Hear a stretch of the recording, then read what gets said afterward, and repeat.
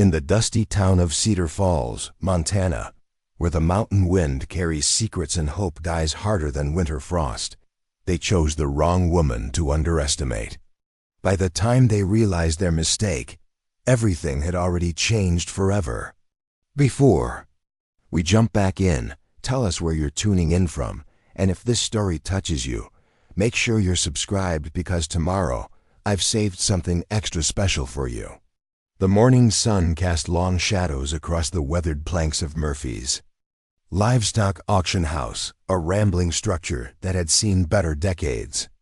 Paint peeled from its sides like old skin, and the corrugated metal roof sang a low tune whenever the wind picked up. This wasn't the kind of place where gentlefolk gathered for afternoon tea. This was where broken things went to find new owners. Where desperation wore overalls and hope carried a worn leather wallet. Sarah Beth Montgomery stood at the edge of the crowd, her hand resting protectively over the growing curve beneath her faded blue dress. At 7 months pregnant, she drew stares wherever she went in this small town, not just because of her condition, but because everyone knew her story.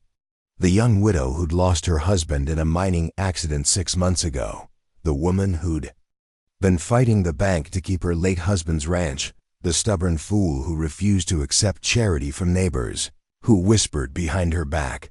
The auction yard buzzed with the usual Friday morning energy. Ranchers in worn Stetsons examined cattle with practiced eyes, their weathered hands running along flanks and checking teeth. Horse traders spat tobacco juice into the dust and argued over bloodlines in voices that carried across the pens. The air smelled of hay, manure, and the peculiar mixture of sweat and leather that seemed to permeate every livestock gathering west of the Mississippi. Sarah Beth wasn't here for cattle or prime horseflesh. Her remaining savings wouldn't stretch that far. She was here because desperation had driven her to consider options she'd never thought possible. The ranch needed workers, but she couldn't afford to pay wages. The fields needed tending, but her condition made heavy labor impossible. The approaching winter meant firewood needed cutting, fences needed mending, and a dozen other tasks that seemed insurmountable for a woman alone. That's when she'd heard about the practice that some folks whispered about but rarely discussed openly. In the harder times, when regular employment couldn't be found, some men would indenture themselves at auctions. Work contracts sold to the highest bidder, usually for a season or a year. It wasn't slavery, the auctioneer always made that clear, but it wasn't freedom either. It was survival wearing the mask of commerce. The morning progressed with its usual rhythm. Prime cattle went for good prices, decent horses found new homes, and the crowd gradually thinned as people loaded their purchases and headed home. Sarah Beth waited, her stomach churning with more than just the baby's movements. She'd never imagined she'd be in a position to consider buying another human being's labor, even temporarily. But desperation makes philosophers of simple people and forces choices that comfortable circumstances never demand. The auctioneer, a portly man named Jeremiah Hawks, who'd been calling livestock sales in this part of Montana for over 20 years, climbed onto his platform and surveyed the remaining crowd. His voice, roughened by years of outdoor work and too much whiskey, carried easily across the yard. All right, folks, we're coming to the end of our regular offerings today. Got a few work contracts to present for those interested in seasonal help. Sarah Beth moved closer to the main pen, her heart hammering against her ribs. The first contract was for a young man barely out of his teens, strong-backed and eager, who'd apparently fallen into debt after a gambling loss in Billings. He went quickly to a cattle baron from the next county over. The second was an older man, grizzled and experienced, whose farm had failed after 2 years of drought. A mining outfit snapped him up before the bidding even got started. Then Hawks gestured toward the far gate, and everything changed. Last offering today, folks. 1 man, 1 horse. Both seen better days, but both still breathing. Let's start the bidding at $20. The man who walked into the pen moved like someone carrying invisible chains.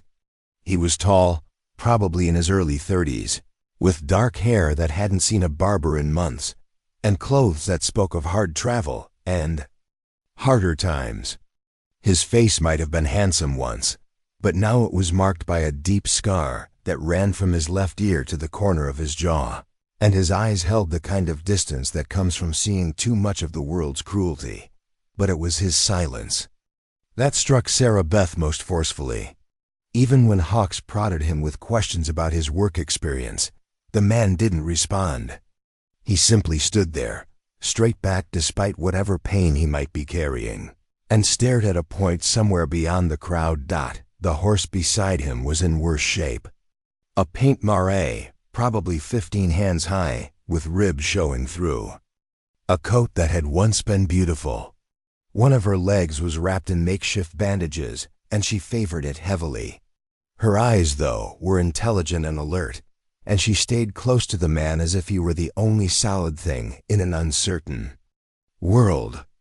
Mute as a stone, this one, Hawks continued, his voice taking on the practiced rhythm of a man trying to sell something nobody wanted.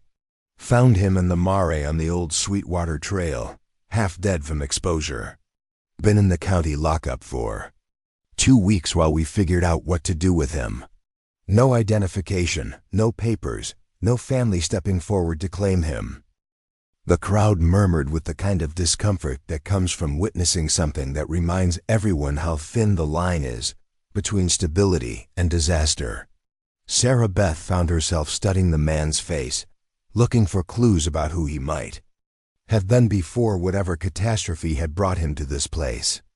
Horse is lame, probably permanently, Hawks went on.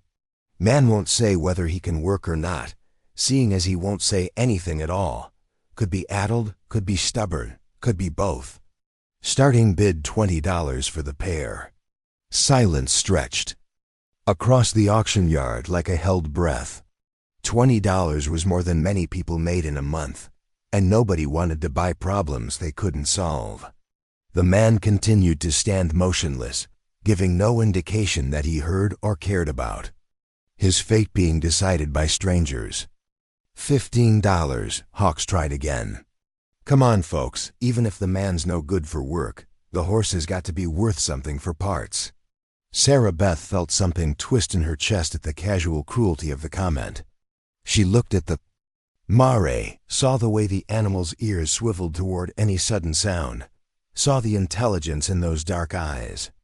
This wasn't just livestock being sold.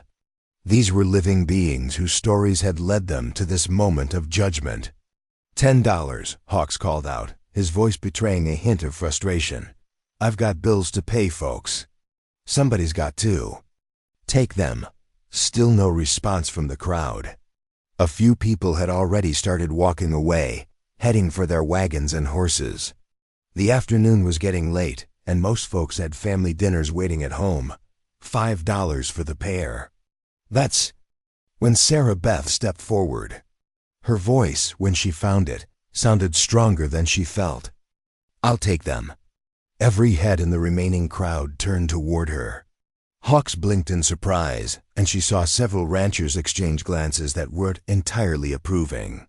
A pregnant widow buying a mute man and a lame horse wasn't the kind of practical decision that earned respect in this part of the country. Ma'am, Hawks said carefully, you sure about this? Man might not be able to work, might not even understand what's expected of him. I said I'll take them. Sarah Beth reached into her dress pocket and pulled out 5 crumpled dollar bills, practically the last money she had in the world. $5, as offered. Hawks looked around the crowd one more time, hoping for a better offer that didn't come. Finally, he shrugged and brought his gavel down. Sold to Mrs. Montgomery. Ma'am, you'll need to sign the work contract and take possession. As Sarah Beth approached the pen, she became aware of how completely the man's attention had shifted to her. Those dark eyes, which had seemed to stare through everything else, now focused on her with an intensity that made her suddenly self-conscious. She stopped a few feet away from him, uncertain of how to begin. I'm Sarah Beth Montgomery, she said, her voice gentler now. I have a ranch about 10 miles north of here. It's not much, but there's work that needs doing and a place to sleep. That's dry and warm." The man's gaze dropped to her pregnant belly, then back to her face. For a moment, something flickered in his expression, something that might have been concern or recognition or both. "I can't pay wages," she continued, feeling compelled to be honest. "The contract is for room and board in exchange for labor. But I'll treat you fair, and I'll tend to your horse's leg if you'll let me." She extended her hand toward him, not sure if he would understand the gesture or respond to it. He looked at her hand for a long moment, then slowly, carefully, reached out and took it. His palm was calloused and warm, and his grip was gentle despite the obvious strength in his fingers. "Do you have a name?" she asked. He released her hand and looked around, as if searching for something to write with. Hawks, apparently eager to complete the transaction and move on, handed him a piece of charcoal from his pocket. The man knelt in the dust and wrote in careful, deliberate letters, "James." "James," Sarah Beth repeated. "That's a good name." "What?" "About the horse?" He wrote again, "Grace." "Well, James, Grace, let's go home." The process of loading Grace into Sarah Beth's wagon proved more challenging than expected.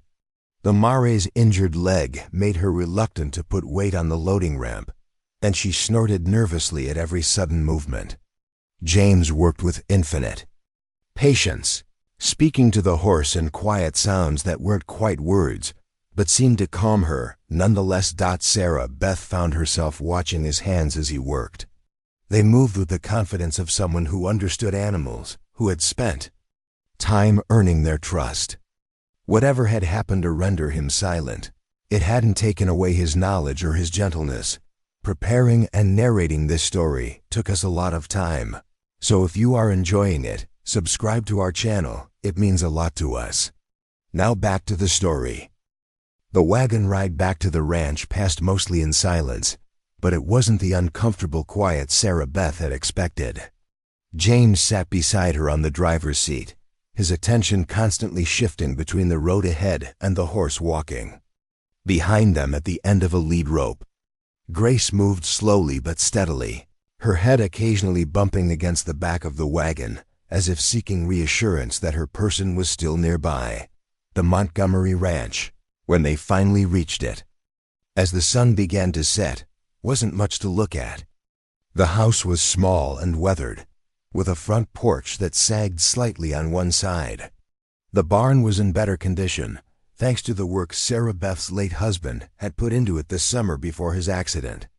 A chicken coop, a small corral, and about 40 acres of pasture and farmland completed the property. "It's not fancy," Sarah Beth said as she climbed down from the wagon, accepting James's steadying hand without thinking about it. "But it's mine, and it's paid for. Bank's been trying to take it since Thomas died, claiming I can't manage it alone. I aim to prove them wrong." James nodded once, then immediately went to tend to Grace. He unhitched her from the wagon with practiced efficiency and led her toward the barn. Sarah Beth followed, curious to see how he would handle the mare's injury. Inside the barn, James found a clean stall and filled it with fresh straw. He unwrapped the bandages around Grace's leg with careful attention, his face grave as he examined the wound. Sarah Beth could see it was an old injury, probably a break that had healed badly, leaving the mare permanently lame but not in immediate danger. "I've got some liniment that might help with the swelling," she offered, "and there's good hay in the loft." James looked up at her and nodded gratefully. Then he did something unexpected. He reached into his shirt pocket and pulled out a small piece of wood, no bigger than his thumb. At first, Sarah Beth thought it was just a stick he'd picked up somewhere, but as he held it out to her, she realized it was carved. A tiny horse, perfectly detailed despite its size, with flowing mane and tail. "You made this?" she asked, taking it carefully. He nodded. "It's beautiful. You're an artist." Something in his expression shifted at the word artist, as if it awakened a memory he'd thought lost. He looked down at his hands, then back at her, and for just a moment she saw past the silence and the scars to whoever he had been before the world had broken him. "Come on," she said softly. "Let me show you where you'll be sleeping, and then we'll see about getting some food for both of us." The sleeping quarters Sarah Beth had mentioned turned out to be a small room attached to the barn, probably originally intended for storing tack. It held a narrow bed, a washstand, and little else, but it was clean and private.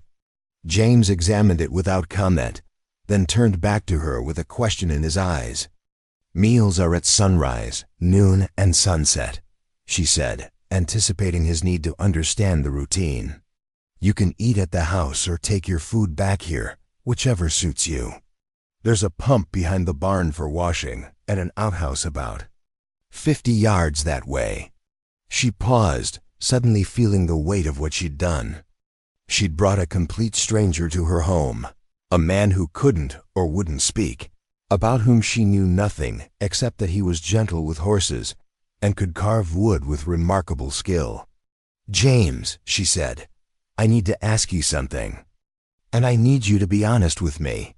He waited, his attention completely focused on her. "Are you running from the law? Have you done something that would bring trouble to my door?" He was quiet for a long moment, then shook his head slowly but firmly. "Are you dangerous, to me or to my baby when it comes?"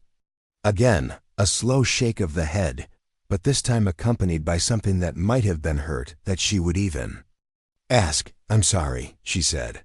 "I had to know. I've got more than just myself to think about now." James reached into his pocket and pulled out the charcoal Hawks had given him. He knelt and wrote in the dust at their feet, "I will protect you."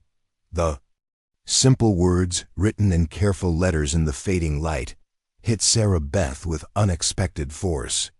She'd been alone for so long, carrying the weight of grief and responsibility and fear by herself, that the promise of protection from anyone, even a stranger, nearly brought tears to her eyes.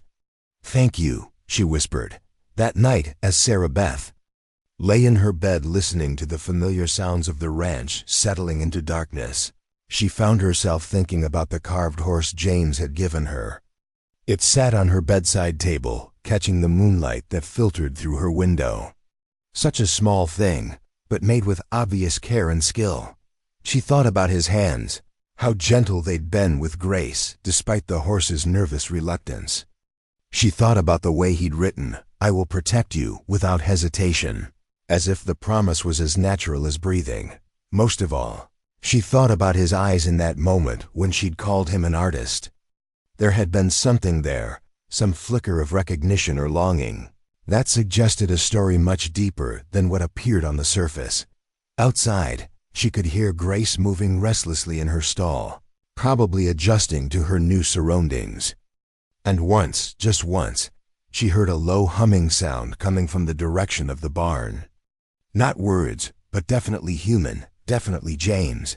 A melody she didn't recognize, but one that spoke of sadness and hope intertwined. Sarah Beth placed her hand on her belly, feeling the baby's movements slow as sleep approached. For the first time in months, she wasn't afraid of what tomorrow might bring. She had help now, even if it came in an unexpected form. She had someone who had promised to protect her, someone whose silence might contain wisdom rather than emptiness. As sleep finally claimed her, Sarah Beth Montgomery allowed herself to believe that, maybe, just maybe, she had made the right choice. At that dusty auction yard, maybe bringing home a mute cowboy and his lame horse was exactly what her broken world needed to start healing. Tomorrow would bring new challenges, new questions that needed answering, and the slow process of learning to trust and be trusted. But tonight, for the first time since Thomas died, she wasn't facing the darkness alone. Dawn broke over the Montgomery ranch with the kind of crystalline clarity that only comes after a night of honest rest. Sarah Beth woke to the sound of chopping wood, a steady rhythm that spoke of someone who knew their way around an axe.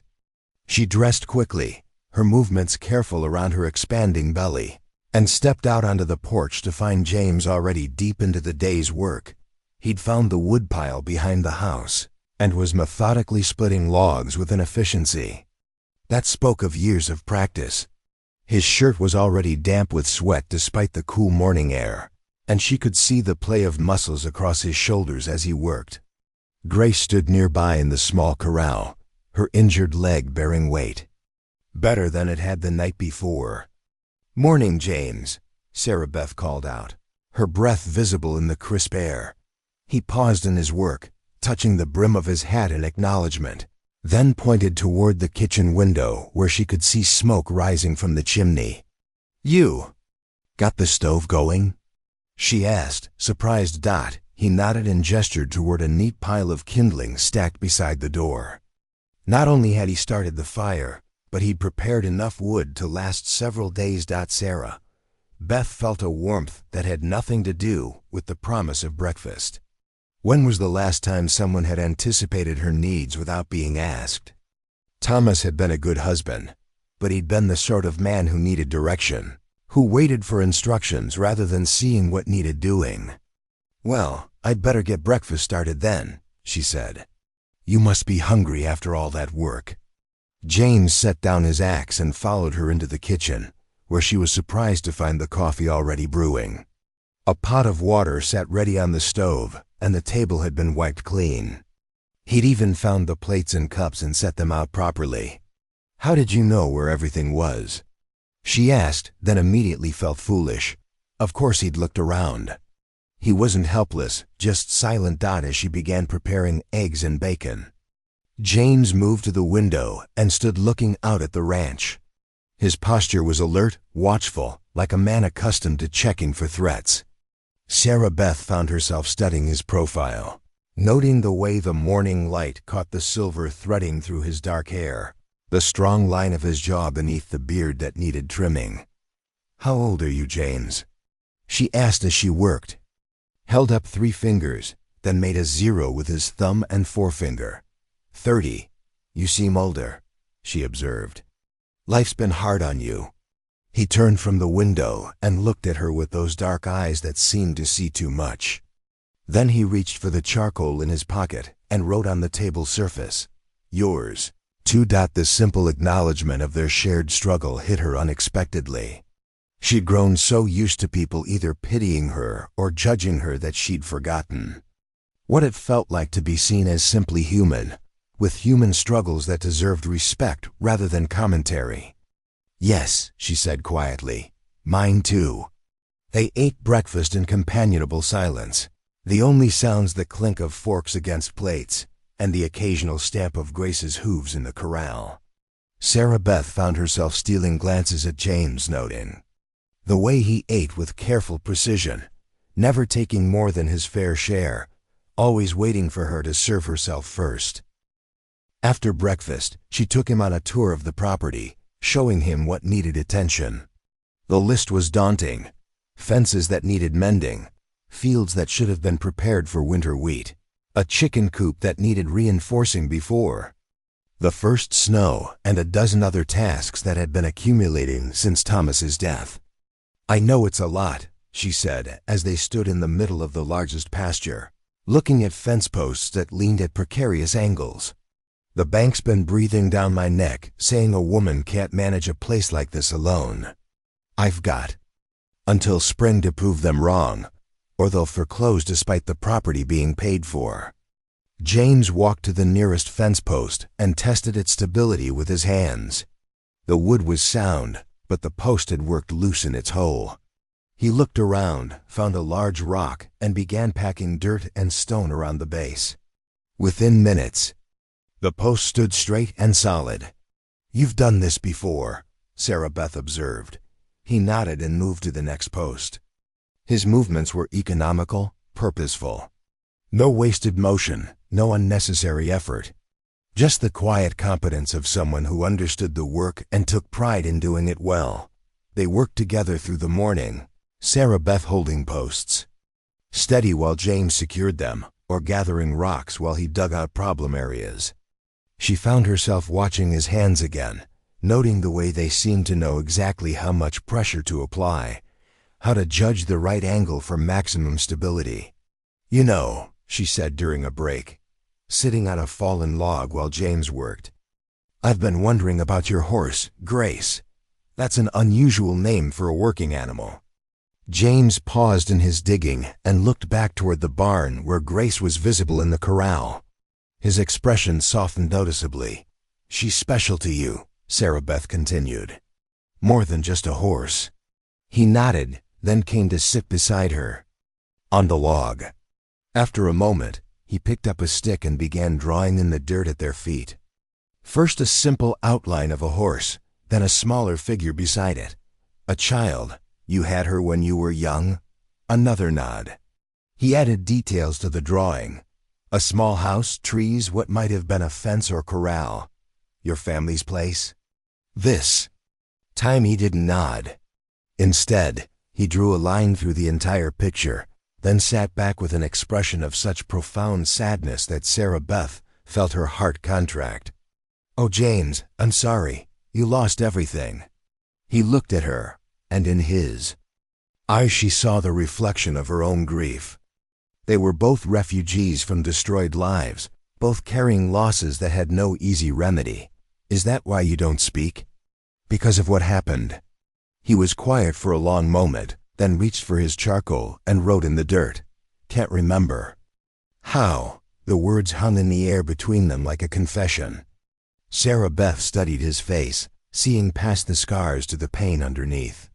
The injury, she said softly, gesturing toward the scar that ran along his jaw. It affected more than just your appearance. He touched the scar unconsciously, then nodded. Once, but you understand everything. You can think clearly, work, make decisions. Another nod. Maybe the words will come back, she said. Maybe you just need time. He wrote again. Maybe. They returned to work, but something had shifted between them. The sharing of that small piece of his story had created a bridge, a fragile connection built on mutual understanding of loss and survival. That afternoon, while James continued working on the fences, Sarah Beth found herself in the barn tending. To Grace, the Mari's injured leg was still swollen, but she seemed more comfortable. She stood quietly while Sarah Beth applied liniment, only occasionally shifting her weight away from the damaged limb. You're a good girl, Sarah Beth murmured, running her hands along Grace's neck. You've been taking care of him, haven't you? Keeping him company when the world got too heavy. Grace turned her head and nuzzled Sarah Beth's shoulder gently, as if she understood the words and approved of this new person in their lives. We're all a little broken here, Sarah Beth continued, her voice barely above a whisper. But maybe that's okay. Maybe broken things can still be useful if they're handled with care. From outside came the sound of hammer on wood, a steady rhythm that spoke of progress being made. Sarah Beth smiled, realizing that for the first time. In months, she felt hopeful about the ranch's future. That evening, as they sat down to dinner, James surprised her by producing a small wooden bowl from his pocket. Inside were late-season blackberries, perfectly ripe and sweet. Where did you find these? She asked, delighted. He pointed toward the creek that ran along the eastern boundary of the property, then made a gesture that suggested careful searching. You went exploring. He nodded, then reached for his charcoal. Wanted to know the land. Smart thinking. A man should know his territory. As they ate the berries for dessert, Sarah Beth found herself thinking about the word territory. Already James was thinking of this place as his to know and understand. Not just a temporary stop, but somewhere worth learning about. James, she said, I want to ask you something, and I want you to think carefully before you answer. He set down his spoon and gave her his full attention. The work contract I signed says 1 year, room and board in exchange for labor. But I want you to know that if you decide to stay longer, if you want to make this place your home, I'd welcome it. He stared at her for a long moment, something flickering in his dark eyes.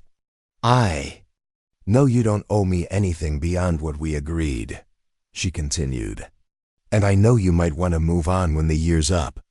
But this place needs someone who understands the land, who can work with their hands and their heart.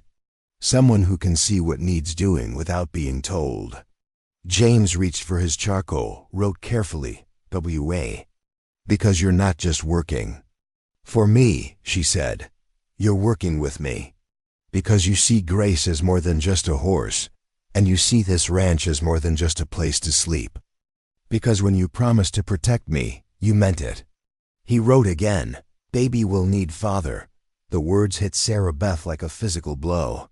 She'd been so focused on managing the ranch and proving her independence that she'd barely allowed herself to think about the practical realities of raising a child alone. The baby will need stability, she said carefully. Someone reliable, someone who won't disappear when things get difficult. James looked down at his hands, then back at her. I stay. Just like that. He nodded firmly, then wrote, nitrogen monoxide place else. To go. But Sarah Beth saw something in his expression that suggested it was more than just a lack of alternatives. There was something that looked almost like hope. Well then, she said, feeling a smile tug at the corners of her mouth. I guess we'd better make sure this place is ready for winter. That night, as Sarah Beth prepared for bed, she found herself thinking about the future in ways she hadn't dared since Thomas's death. Not just survival, but actual plans.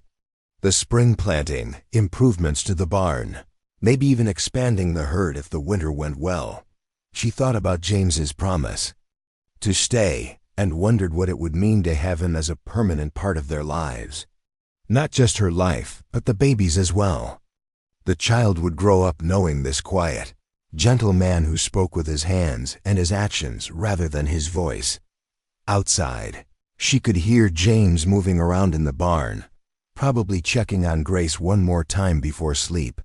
The sound was comforting, the knowledge that someone else was looking after the things that mattered. As she drifted towards sleep, Sarah Beth allowed herself to imagine a future that included more than just survival. A future where the ranch prospered, where her child grew up strong and loved, where the silence between her and James was filled with understanding rather than emptiness. Maybe it was too much to hope for. Maybe she was being foolish to pin her dreams on a man who couldn't tell her his own story. But as she placed her hand on her belly and felt the baby's gentle movements, Sarah Beth Montgomery decided that sometimes foolish hope was better than practical despair. Tomorrow would bring new challenges, new work to be done, new lessons in learning to trust and be trusted. But tonight, she fell asleep to the sound of James humming softly in the barn, a wordless lullaby that spoke of peace and protection and the quiet promise of better days to come. In the morning, she would wake to find small wooden animals arranged on her kitchen windowsill, a cow, a chicken, a tiny sheep. Each one carved with the same careful attention as the horse he'd given her the first day. Each one a silent message that said, I see this place. I understand what it means to you. I will help you make it whole. But that was tomorrow. Tonight, Sarah Beth Montgomery slept peacefully for the second night in a row, no longer alone in the darkness, no longer carrying the weight of the world by herself. The silent cowboy had found his home, and home had found him. 3 weeks into October, the first serious test of their partnership arrived in the form of Jeremiah Blackwood, the banker who held the mortgage papers on half of Cedar Falls. He came driving up the ranch road in a polished, black buggy that looked as out of place as a peacock in a chicken coop, his city clothes and soft hands marking him as a man who'd never done an honest day's labor in his life. Sarah Beth watched him approach from the kitchen window, her jaw tightening with each turn of his wheels. Beside her, James appeared silently, drawn by the change in her posture. He looked out at the approaching visitor, then at Sarah Beth's face, reading trouble in her expression with the intuitive understanding he'd developed over their weeks together. Banker, she said simply, the one I told you about. James nodded once, then stepped back from the window. He reached for his hat and settled it firmly on his head, the gesture somehow transforming him from ranch hand to protector. Without a audacity word, He walked out onto the front porch and took up a position, leaning against the support post, his arms crossed, his dark eyes fixed on the approaching buggy. Blackwood pulled his team to a stop in front of the house and climbed down with the careful movements of a man unused to physical exertion. He was younger than Sarah Beth had expected, probably no more than 35, with pale skin and thinning brown hair that he'd combed carefully to hide the receding hairline. His clothes were expensive but poorly fitted, as if he'd recently gained weight and hadn't bothered to have them altered. "Mrs. Montgomery," he called out, not bothering with pleasantries. "I trust you received my letter." Sarah Beth stepped onto the porch, positioning herself slightly behind James, but where she could still see Blackwood clearly. "I received it. Doesn't mean I agreed with it." Blackwood's eyes flicked to James, taking in his size and the way he stood ready to intervene. "I see you've hired help.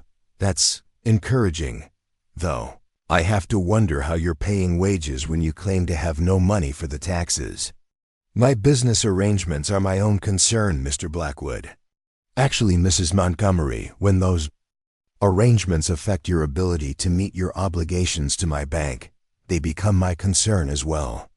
Blackwood reached into his coat and withdrew a folded paper. "I've come to serve you with formal notice. You have 60 days to bring your account current, or the bank will be forced to foreclose."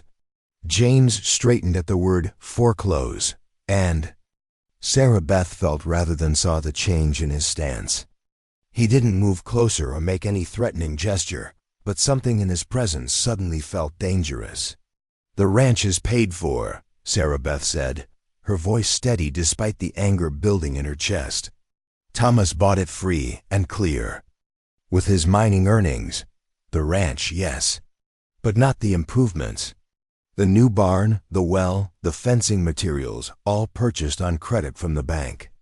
Your late husband was quite optimistic about his ability to repay the loans." Sarah Beth felt the ground shift beneath her feet. Thomas had never mentioned additional loans, had always told her the property was completely theirs.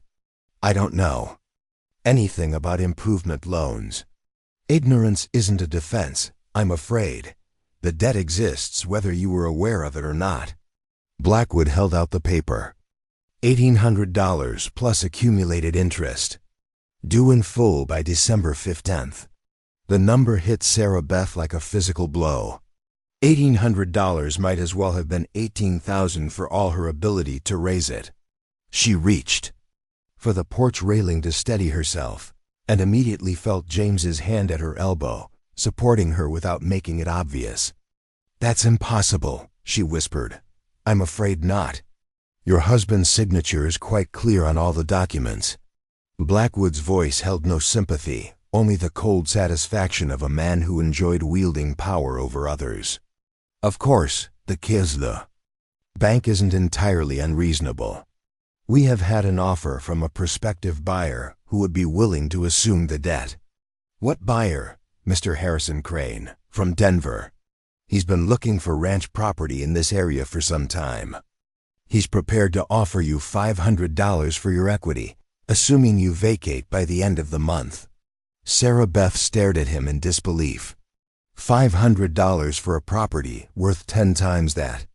Worth is relative, Mrs. Montgomery. Mr. Crane is offering cash for a property that currently can't generate enough income to service its debt. I'd call that generous under the circumstances. That's when James stepped forward. He moved with deliberate calm, but there was something in his approach that made Blackwood instinctively step back toward his buggy. James reached for the paper. In Blackwood's hand, not aggressively, but with the quiet authority of someone accustomed to being obeyed. "Now see here," Blackwood sputtered, but he released the document. "I don't know who you think you are, but this is business between Mrs. Montgomery and the bank." James ignored him completely. He unfolded the paper and read it carefully, his finger tracing along the lines of text. His expression remained neutral, but Sarah Beth saw his jaw tighten as he absorbed the details. "Can you read, can you?" Blackwood asked with a sneer. "Well, reading and understanding are two different things. This is a legal document, properly executed and filed with the county clerk." James looked up from the paper and fixed Blackwood with a stare that made the banker take another step backward. Then he walked to the porch railing and leaned against it, his movements casual but his attention focused entirely on Blackwood with predatory intensity. "He doesn't talk much, does he?" Blackwood said, attempting to regain his composure. "Strong. Silent type. Very romantic, I'm sure. But romance doesn't pay debts, Mrs. Montgomery." "Get off my land," Sarah Beth said quietly. "I beg your pardon? You heard me. Deliver your papers and leave. I have work to do." Blackwood's face flushed red. "You're making a mistake, Mrs. Montgomery. Mr. Crane's offer won't remain open indefinitely. Refuse it, and you'll find yourself with nothing come winter. Better nothing than theft dressed up as business." "How dare you?" James pushed away from the railing and took a single step toward Blackwood. Just one step, but the banker immediately scrambled back to his buggy. "This isn't over," Blackwood called as he climbed onto his seat. "You have 60 days, Mrs. Montgomery, not one more day." He whipped his horses into motion and drove away much faster than he'd arrived, leaving a cloud of dust that settled slowly in the October air. Sarah Beth watched until he disappeared around the bend in the road, then sank down onto the porch steps, the weight of hopelessness settling on her shoulders like a lead blanket. James sat down beside her, the foreclosure notice still in his hands. After a moment, he reached for his charcoal and wrote on the back of the paper, "Showing me books? Books?" He pointed toward the house, then made a gesture of writing or calculating. "The account books? Thomas's records?" James nodded. "I don't know if that will help. Numbers are numbers." But James was already standing, extending his hand to help her up. His expression was determined, almost grim, but not defeated. Sarah Beth found herself taking his hand and allowing him to pull her to her feet. Thomas's account books were kept in a wooden box under their bed, along with the deed to the property and other important papers. Sarah Beth hadn't looked at them since his death, couldn't bear to see his careful handwriting documenting their shared dreams and plans. But now she pulled the box out and set it on the kitchen table, her hands shaking slightly as she opened it. James sat across from her and began going through the papers methodically. He sorted them into piles: income records, expense receipts, correspondence, and legal documents. His movements were patient and thorough, the actions of someone who understood the importance of organization and detail. "You've done this before," Sarah Beth observed. "Bookkeeping." He glanced up at her and nodded briefly, then returned to his sorting. When he found Thomas's original purchase agreement for the ranch, he studied it carefully, comparing it to the foreclosure notice. His finger traced along specific passages, and Sarah Beth saw his expression grow increasingly focused. After nearly an hour of careful examination, James reached for his charcoal and wrote, "Date's wrong." "What do you mean?" He pointed to a date on the foreclosure notice, then to a corresponding date on one of Thomas's receipts. The discrepancy was small, but clear. The bank claimed the improvement loan had been taken out 6 months before Thomas had actually purchased the materials. "That's impossible," Sarah Beth said. "Thomas couldn't have borrowed money for improvements before he owned the land." James nodded emphatically, then began searching through more papers. He found receipts for the barn construction, the well digging, and the fence materials. In each case, the dates showed that Thomas had paid cash, not taken credit. "These receipts are marked paid in full," Sarah Beth said, her voice rising with excitement. "Look, here's the barn construction, $300 paid in cash. On delivery." James was writing again, forgery. The word hung in the air between them like an accusation. Sarah Beth stared at the papers spread across the table, seeing the careful deception that had been laid like a trap. Someone had created false loan documents, backdated them, and filed them with the county after Thomas's death, when no one would be able to contradict the claims. Blackwood, she whispered. "He's trying to steal the ranch." James wrote, "Crane too. They're working together. Blackwood creates fake debt, forces foreclosure, and Crane buys the property for a fraction of its value." The scope of the conspiracy was breathtaking in its audacity. They were counting on her ignorance, her grief, her isolation.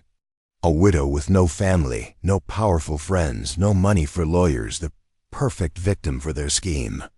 "But we can prove it," Sarah Beth said, gathering up the receipts. "We have the real records." James shook his head and wrote, "Need witness." He was right, of course. Her word against the bank's official documents wouldn't carry much weight in court, especially coming from a woman. She needed someone with standing in the community, someone whose testimony would be respected. "Judge Harrison retired last spring," she said, thinking out loud. "The new judge is Blackwood's brother-in-law. The sheriff owes money to Blackwood's bank. Even the county clerk is probably in his pocket." James was quiet for a long moment, then wrote, "Hawks." "The auctioneer? Jeremiah Hawks." James nodded and wrote, "Honest man." Sarah Beth considered this. Hawks had a reputation for straight dealing, and as an auctioneer, he would be familiar with property records and legal documents. More importantly, he had no financial connection to Blackwood's bank. "It's worth a try," she said. "But even if Hawks backs us up, we still need a way to get the case heard by someone who isn't in Blackwood's pocket." James stood up and walked to the window, looking out at the ranch buildings they'd been working so hard to maintain. His shoulders were tense, and Sarah Beth could see the wheels turning in his mind. "James, what are you thinking?" He came back to the table and wrote, "Territorial Marshal, Federal Law Enforcement, for a property dispute." James wrote again, "Mail fraud, Federal crime." Sarah Beth felt her heart jump. If they could prove that Blackwood had used the mail to deliver forged documents, it would become a federal matter. The territorial marshal would have jurisdiction, and Blackwood's local influence wouldn't protect him. "Do you know something about federal law?" she asked. James hesitated, then wrote carefully, "Used to." "Used to what? Practice law? Work for the government?" But James was already shaking his head, clearly reluctant to reveal more about his past. Instead, he gathered up the forged foreclosure notice and the real receipts, organizing them into a neat stack.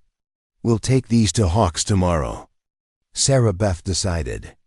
"Get his opinion on whether we have enough evidence to convince a federal marshal."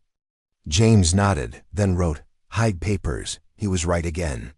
If Blackwood discovered they were onto his scheme, he might try to destroy the evidence or accelerate his timeline. Sarah Beth found an old coffee tin and wrapped the papers in oiled cloth before sealing them inside. James watched approvingly as she hid the tin behind a loose board in the pantry wall.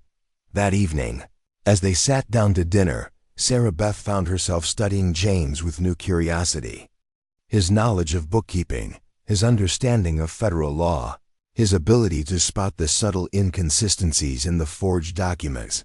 These weren't skills acquired by accident. "You had an education before," she said. "Maybe even a profession." James looked up from his plate, and for a moment she saw something flicker in his dark eyes. Not just memory, but pain. Deep, abiding pain that spoke of losses greater than she'd imagined. "I'm sorry," she said quickly. "I don't mean to pry. Your past is your business." But James was reaching for his charcoal, writing slowly, "Lawyer, Colorado." Territory. The words hit Sarah Beth like a revelation. A lawyer.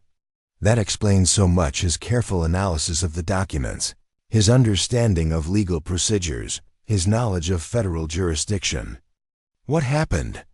she asked gently. James was quiet for a long time, staring down at his hands. Finally he wrote, "Lost case, important case.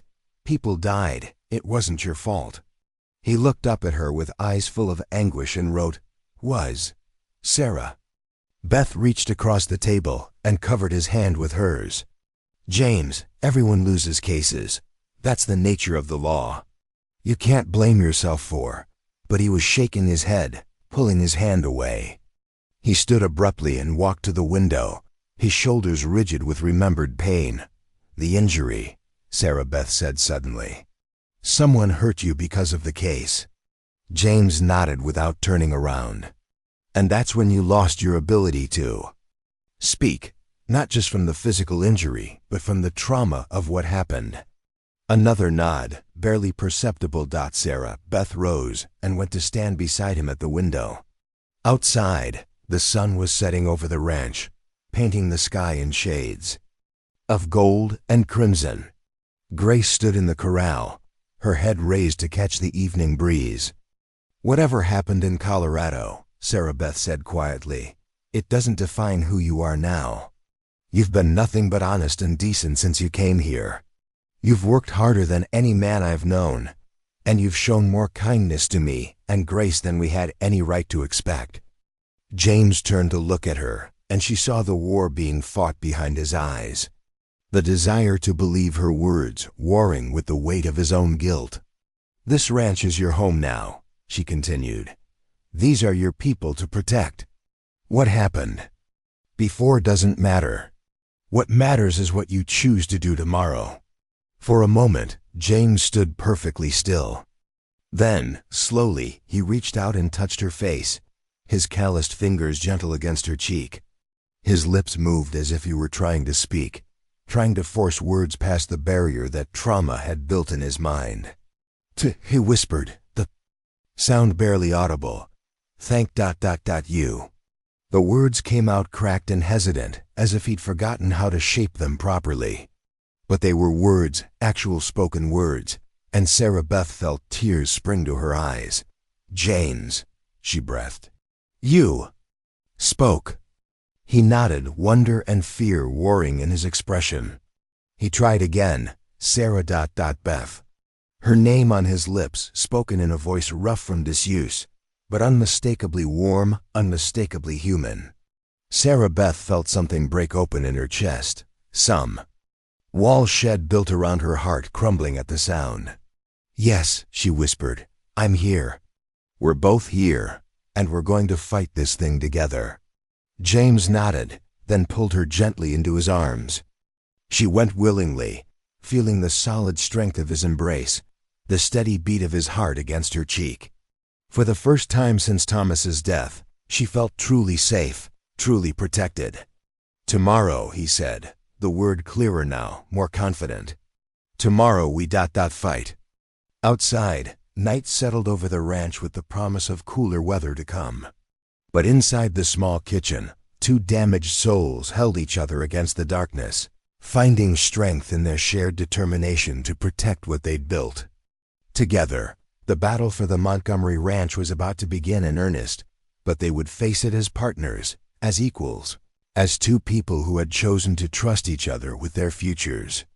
And for the first time since receiving Blackwood's ultimatum, Sarah Beth Montgomery allowed herself to believe they might actually win. The ride into Cedar Falls the next morning carried an undercurrent of tension that seemed to affect even Grace, who stepped more carefully than usual despite her improving leg. James sat beside Sarah Beth on the wagon seat, his newly recovered voice still hesitant, but growing stronger with each word he attempted. The evidence of Blackwood's fraud lay hidden beneath a layer of grain sacks in the wagon bed, wrapped and protected like the precious ammunition it represented. Jeremiah Hawks lives above his feed store, Sarah Beth explained as they approached the town's main street. He's a widower, lost his wife to consumption 3 years back. Keeps to himself. Mostly, but folks respect his word. James nodded, his dark eyes scanning the buildings they passed. Cedar Falls wasn't much to look at. A single main street lined with weathered storefronts, a saloon that had seen better days, and the inevitable cluster of businesses that served the surrounding ranches. But James studied it with the careful attention of someone assessing potential threats in all eyes. There's Blackwood's Bank, Sarah Beth pointed to a newer building with fresh paint and gleaming windows. And that's Crane's Hotel. The Crane House Hotel dominated the far end of the street, a two-story structure that looked expensive and out of place among the more modest buildings. Even from a distance, they could see well-dressed men coming and going, their city clothes, and soft hands marking them as outsiders with money to spend. "Land speculators," James said quietly, his voice still rough but gaining confidence. "Buying up ... properties, building an empire. You think there are more people involved than just Blackwood and Crane. Always are, this kind of operation. Needs backing, railroad money maybe, mining interests." Sarah Beth felt a chill that had nothing to do with the October air. If James was right, they weren't just fighting two men trying to steal her ranch. They were up against a larger conspiracy, one with resources and connections that dwarfed anything she could bring to bear. Hawk's Feed and Grain occupied a corner lot near the center of town, its false front painted a faded blue that had probably been cheerful once upon a time. Jeremiah Hawks himself was loading sacks of oats into a customer's wagon when they pulled up, his weathered face creased with the permanent squint of someone who'd spent decades judging livestock in bright sunlight. "Mrs.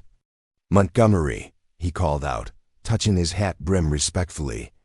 "Didn't expect to see you in town so soon after the auction."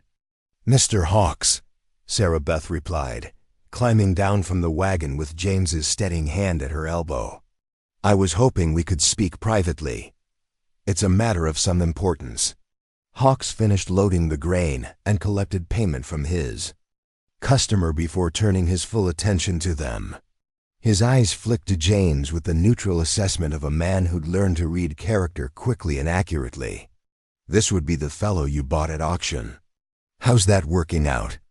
For you?" "Better than I hoped," Sarah Beth said honestly.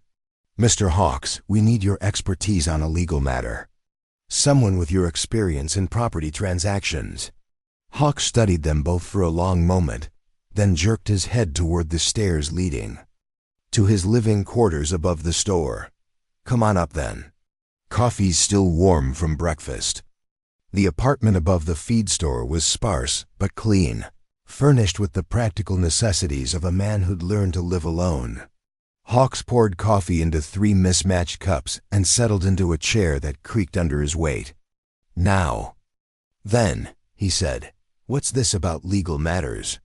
I'm no lawyer, though I've seen plenty of property deals go sideways over the years." Sarah Beth looked at James, who nodded encouragingly. She pulled the forged foreclosure notice from her bag and handed it to Hawks. "Jeremiah Blackwood served me with this yesterday. Claims my late husband borrowed $1,800 against the ranch for improvements." Hawks adjusted a pair of wire-rimmed spectacles and read the document carefully. His expression grew increasingly skeptical as he worked through the details. "Says here Thomas took out the loan in February of last year," he said finally. "That can't be right." "Why not?" Sarah Beth asked, though she thought she knew the answer. "Because I sold Thomas the lumber for that barn myself, and he paid cash on delivery. March of last year it was. I remember because we had that late snow that delayed the lumber shipment from Missoula." James leaned forward in his chair. "You have ... records? Course I do. Man in my business keeps careful books, or he doesn't stay in business long." Hawks set down the foreclosure notice and looked hard at James. "You talk like someone who knows something about legal documents. Was a lawyer. Colorado Territory." Hawks raised an eyebrow but didn't press for details. "Well then, you'll appreciate this, Mrs. Montgomery. What your Mr. James here is looking at is fraud, pure and simple. Question is, what do you plan to do about it?" Sarah Beth felt a surge of hope. Having Hawks confirm their suspicions was the first step, but she knew they needed more than his word to challenge Blackwood's scheme. "We need to document everything," she said. "Your sales records, any other evidence that contradicts their claims." "That's a start," Hawks agreed. "But Blackwood's got the county clerk in his pocket, probably the new judge too. You'll need federal intervention to get a fair hearing." James had been quiet during this exchange, but now he spoke up. Territorial Marshal, Daniel Whitmore. Good man. Honest. You know Whitmore? Hawks asked with surprise. James hesitated, then nodded. Worked with him, before. There was clearly more to that story, but Hawks had the good sense not to pry. Instead, he stood and walked to a strongbox in the corner of the room. Let me get you copies of those lumber receipts, he said, working the combination lock. And there's something else you should know. You're not the first widow Blackwood's tried this. Scheme on. Sarah Beth's blood ran cold. What do you mean? Hawks pulled out a ledger book and flipped through several pages. Martha Hensley, over near Sweetwater Creek, lost her husband in a hunting accident last winter. 3 months later, Blackwood shows up with papers claiming debt she'd never heard of. Forced sale to guess who? Harrison Crane, James said grimly. That's right. And before that, it was the Wilson place down south of here. Old man Wilson died of a heart attack, and his son couldn't make heads or tails of the paperwork Blackwood presented. Lost everything. How many? Sarah Beth whispered. At least 6 that I know of, probably more. Blackwood's been working this territory systematically, like picking off isolated properties with vulnerable owners. James stood abruptly and walked to the window overlooking the main street. His hands were clenched into fists, and Sarah Beth could see the tension in his shoulders. We have to stop them, she said.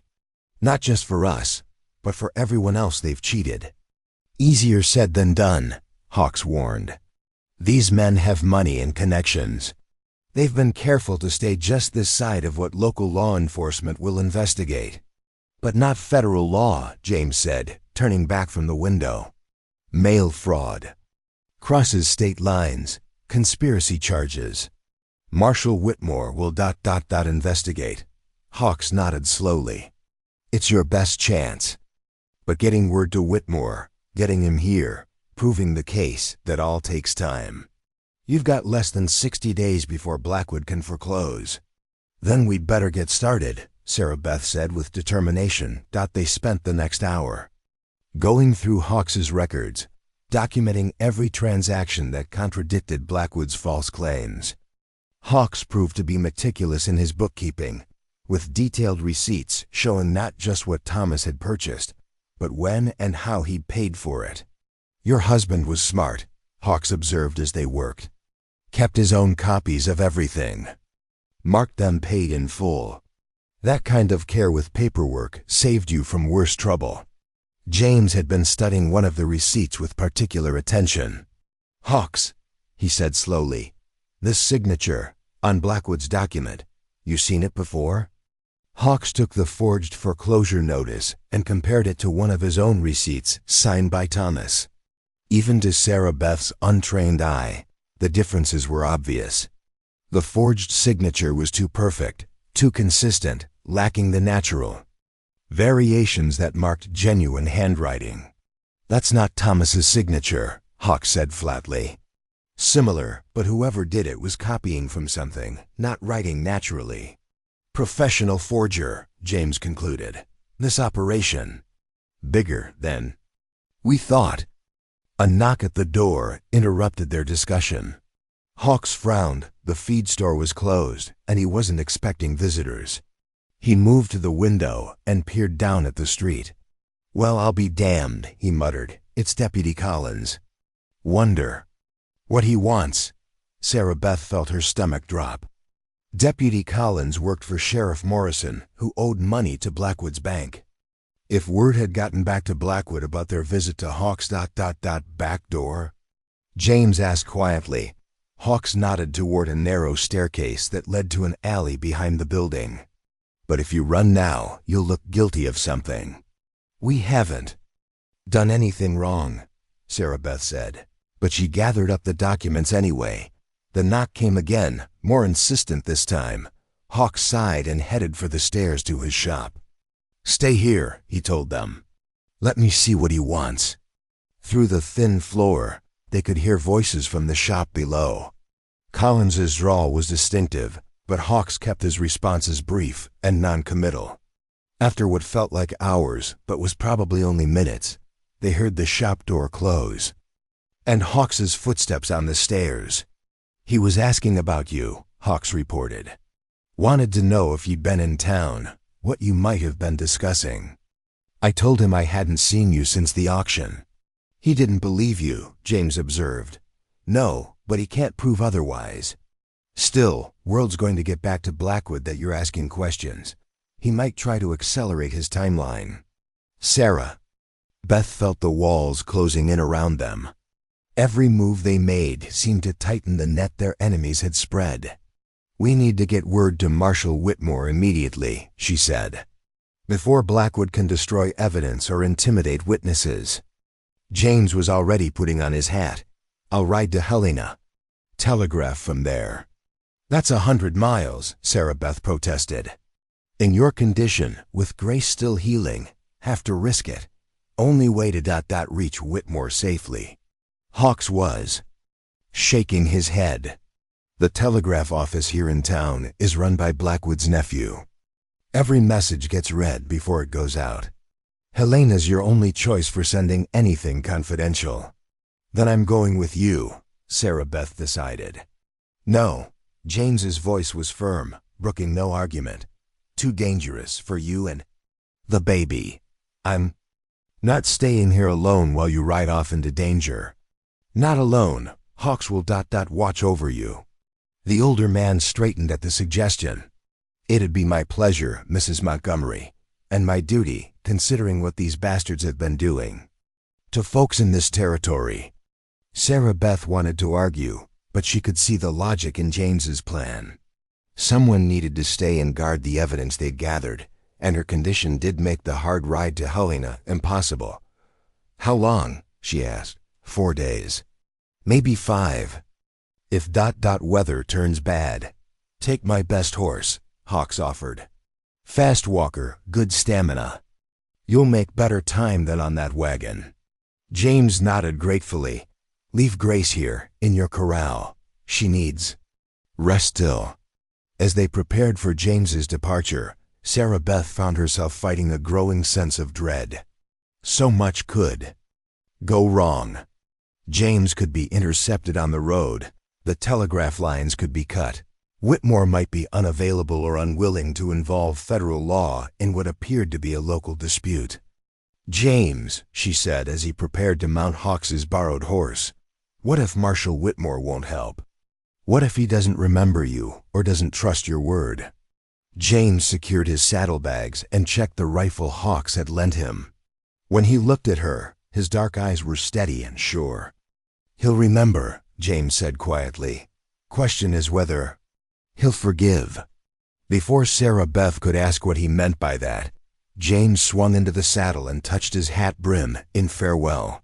She watched him ride out of town, taking the north road toward Helena until he disappeared beyond a rise in the prairie. "He'll make it," Hawks said, coming to stand beside her. "Man like that, he's got the look of someone who survived worse than a long ride." Sarah Beth hoped he was right. As she watched the empty road where James had vanished, she found herself praying to a God she'd been angry with since Thomas's death. Not for herself, but for the man who'd chosen to fight for her ranch, for her future, for the child she carried. The next 4 days would test everything they'd built together. But watching James disappear into the distance, Sarah Beth Montgomery realized something that surprised her. She wasn't just hoping he'd succeed in reaching the marshal. She was hoping he'd come back to her, safe and whole, ready to face whatever came next together.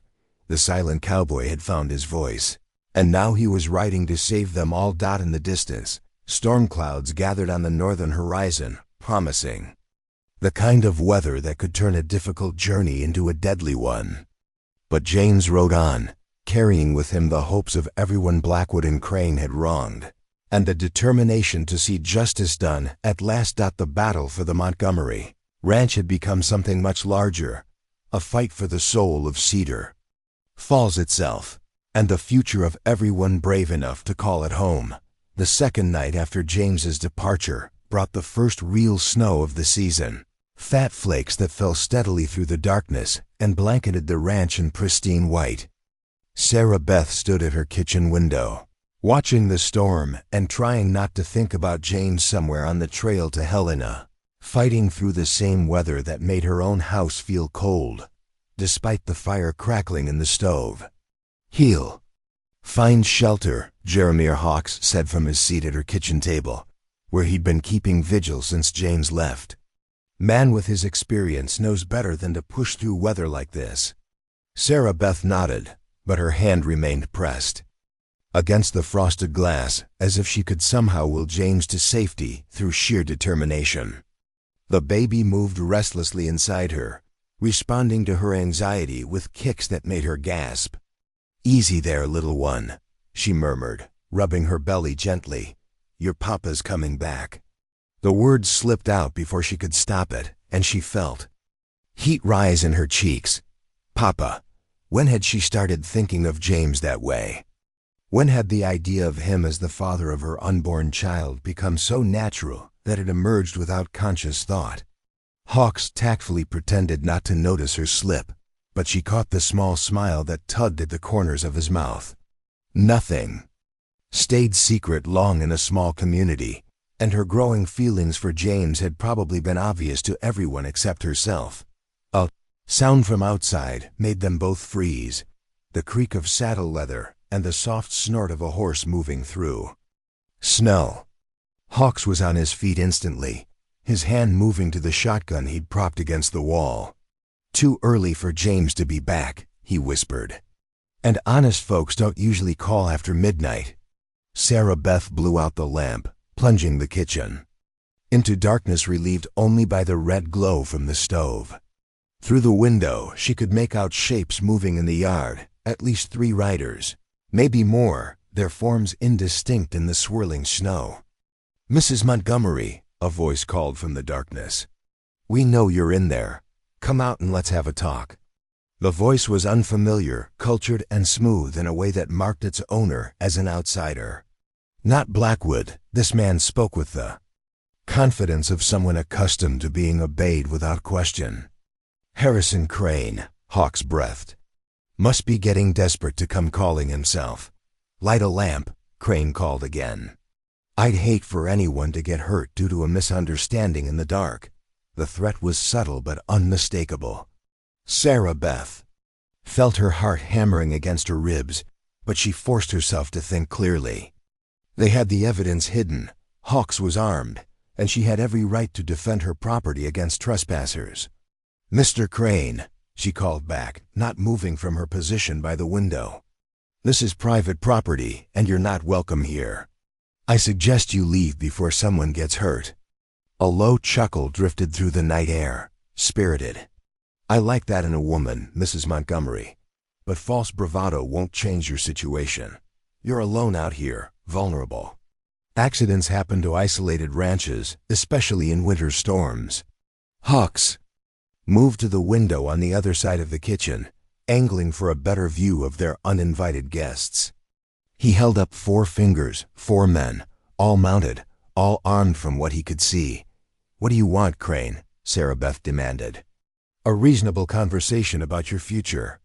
You see, I've recently learned that you've been asking questions around town, gathering documents that don't concern you. That troubles me, Mrs. Montgomery. It suggests you don't appreciate the generous offer I made through Mr. Blackwood. Your offer was theft dressed up as business. I'm not interested." "Ah, but you see, that's where you're wrong. My offer was the only thing standing between you and complete ruin. Without my protection, terrible things might happen. House fires, for instance. Stock driven off in the night. Accidents that leave pregnant women with nowhere to turn in the dead of winter." The casual mention of her pregnancy sent ice through Sarah Beth's veins. These men had been watching, planning, waiting for the right moment to strike. "You're threatening a pregnant woman," Hawks called out, his voice carrying the authority of a man who'd spent decades dealing with livestock and the occasional rustler. "That's low even for scum like you, Mr. Hawks, isn't it?" The feed store owner, I'm surprised to find you here, sir. This really isn't your concern. When decent folks get threatened in my territory, it becomes my concern real quick." There was a long pause, filled only by the whisper of falling snow and the restless movement of horses. When Crane spoke again, his voice had lost its veneer of politeness. "Here's what's going to happen, Mrs. Montgomery. You're going to sign over the deed to your property in exchange for safe passage out of the territory. Tonight, I have the papers right here. And if I refuse, then we'll be forced to take more direct action. You see, I've recently acquired information about your hired hand, the mute fellow you bought at auction. Very interesting reading, his background. It seems James Garrett, yes, we know his real name now, is wanted for questioning in connection with a rather unfortunate incident in Colorado Territory." Sarah Beth felt the world tilt beneath her feet. James Garrett. Not just a broken cowboy with a mysterious past, but someone with an actual name, an actual history that could be used against him. "That's a lie," she said, but her voice lacked conviction. "Is it? 3 years ago, attorney James Garrett was defending a mining company against claims of unsafe working conditions. The night before the trial was to begin, there was an explosion at the mine. 12 men died, Mrs. Montgomery.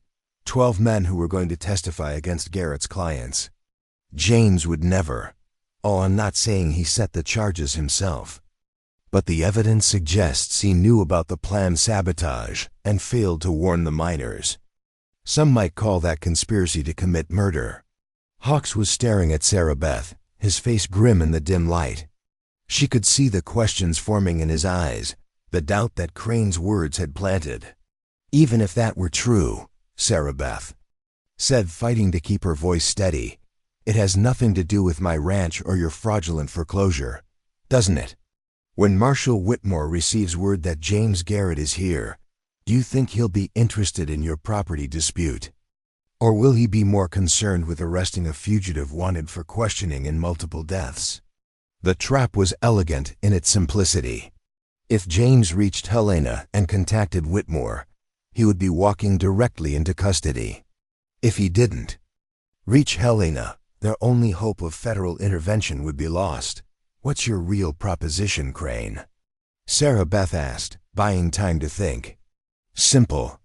Sign the deed transfer, take my $500, and leave the territory. Tonight, before dawn. I'll even provide transportation to the train station in Billings. And James? Mr. Garrett is no longer your concern. When he returns, if he returns, he'll find the property under new ownership. What happens to him after that depends entirely on how cooperative he chooses to be." Sarah Beth closed her eyes, feeling the weight of impossible choices pressing down on her. Save herself and the baby by abandoning James to whatever fate awaited him, or stand firm and risk everything on the chance that James could somehow clear his name and save them all. "I need time to think," she said. "Time is a luxury you don't have, Mrs. Montgomery. My associates are getting restless in this cold weather, and I can't guarantee their patience will last much longer." That's when Sarah Beth heard it, a low whistle that seemed to come from the direction of the barn. Not the wind, not an animal, but a distinctly human sound. A signal. Hawks heard it too, and his grip tightened on his shotgun. Someone else was out there in the storm, someone Crane's men hadn't accounted for. "Mrs. Montgomery," Crane called again, "I'm going to count to 10. If you haven't come out by then with signed papers, we'll be forced to take more direct action. 1. The whistle came again, closer this time, and Sarah Beth saw movement in the shadows near the chicken coop. 2. Hawks was moving toward the back door, his footsteps silent on the wooden floor. 3. A shot rang out from somewhere behind the house, followed by a shout of alarm from one of Crane's men. "What the hell?" Crane's voice cut off as more shots erupted from multiple directions. 4. Hawks threw open the back door and fired his shotgun into the air, the blast echoing off the barn walls. "Now would be a good time to light that lamp, Sarah Beth." She struck a match with trembling fingers and lit the oil lamp, flooding the kitchen with yellow light. Through the windows, she could see chaos in the yard as Crane's men tried to control their startled horses while searching for attackers they couldn't see. "Who's out there?" She called the Hawks. "Friends," came a voice from the darkness outside. Armed friends with good aim and better sense than to let decent folks get terrorized in the night. Sarah Beth recognized the voice now. Tom Wilson, whose family had lost their ranch to Blackwood's scheme months earlier. And there were others with him, from the sound of it. Men who'd been driven from their homes by the same conspiracy that now threatened her. "This isn't over, Montgomery," Crane shouted as his men regrouped. "You think these saddle tramps can protect you forever? I have resources you can't imagine. And we've got federal law on our side," Hawks called back. "Marshals already been contacted. You boys might want to think about finding new territory before the government comes looking for you." There was a moment of silence, then the sound of horses moving rapidly through the snow. Crane's men were retreating, but Sarah Beth knew it was only tactical withdrawal, not surrender. As the hoofbeats faded into the storm, figures began emerging from the shadows around the ranch buildings. Tom Wilson appeared first, a rifle cradled in his arms and snow dusting his coat. Behind him came 3 other men. Sarah Beth recognized displaced ranchers and their sons, all victims of Blackwood and Crane's land grab. "Ma'am," Wilson said, touching his hat brim respectfully. "Sorry about the dramatics, but we've been keeping watch since word got around that you were fighting back. How did you know to come tonight?" Young Pete Morrison, the sheriff's boy, came riding out to warn. "U.S. Seems he overheard his daddy and Deputy Collins planning something with Crane. Kid's got more honor than his father, that's for certain." Hawks emerged from the house, still carrying his shotgun. "They'll be back," he said grimly. "Probably with more men and less patience for conversation." "Then we'd better be ready for them," Wilson replied. "We've got nothing left to lose and nowhere else to go. Might as well make our stand here." Sarah Beth looked around at the faces of these men who'd come to help her fight. Men who'd lost everything to the same conspiracy that now threatened her home. They were hard-used and bitter, but their eyes held the kind of determination that only came from having nothing left to lose. "There's something else," she said, knowing she had to tell them what Crane had revealed about James. "They know about James's past. They're claiming he's wanted for questioning in connection with deaths in Colorado." Wilson spat into the snow. "Man's past is his own business, far as I'm concerned. Question is, what's he doing now? And from what I've seen, he's been doing right by you in this place." Crane said when James contacts Marshal Whitmore, he'll be walking into a trap. "Maybe," Wilson agreed. "Or maybe Whitmore's an honest lawman who'll listen to the truth. Either way, we can't help James now. We can only hold things together here until he gets back." "If he gets back," Sarah Beth said quietly. "He'll be back," Wilson said with conviction. "Man doesn't fight this hard for something just to walk away. When it gets difficult, you mark my words, James Garrett will be back, and when he comes, we'll be ready to finish this thing once and for all." As the men settled in to keep watch through the rest of the night, Sarah Beth found herself thinking about Wilson's words. James had indeed fought hard for this place, for her, for the future they were trying to build together. But Crane's revelation had shaken her more than she wanted to admit. Who was James Garrett, really? What had happened in Colorado that made him carry such guilt, such pain? And most importantly, when he returned, if he returned, would he still be the man she'd fallen in love with?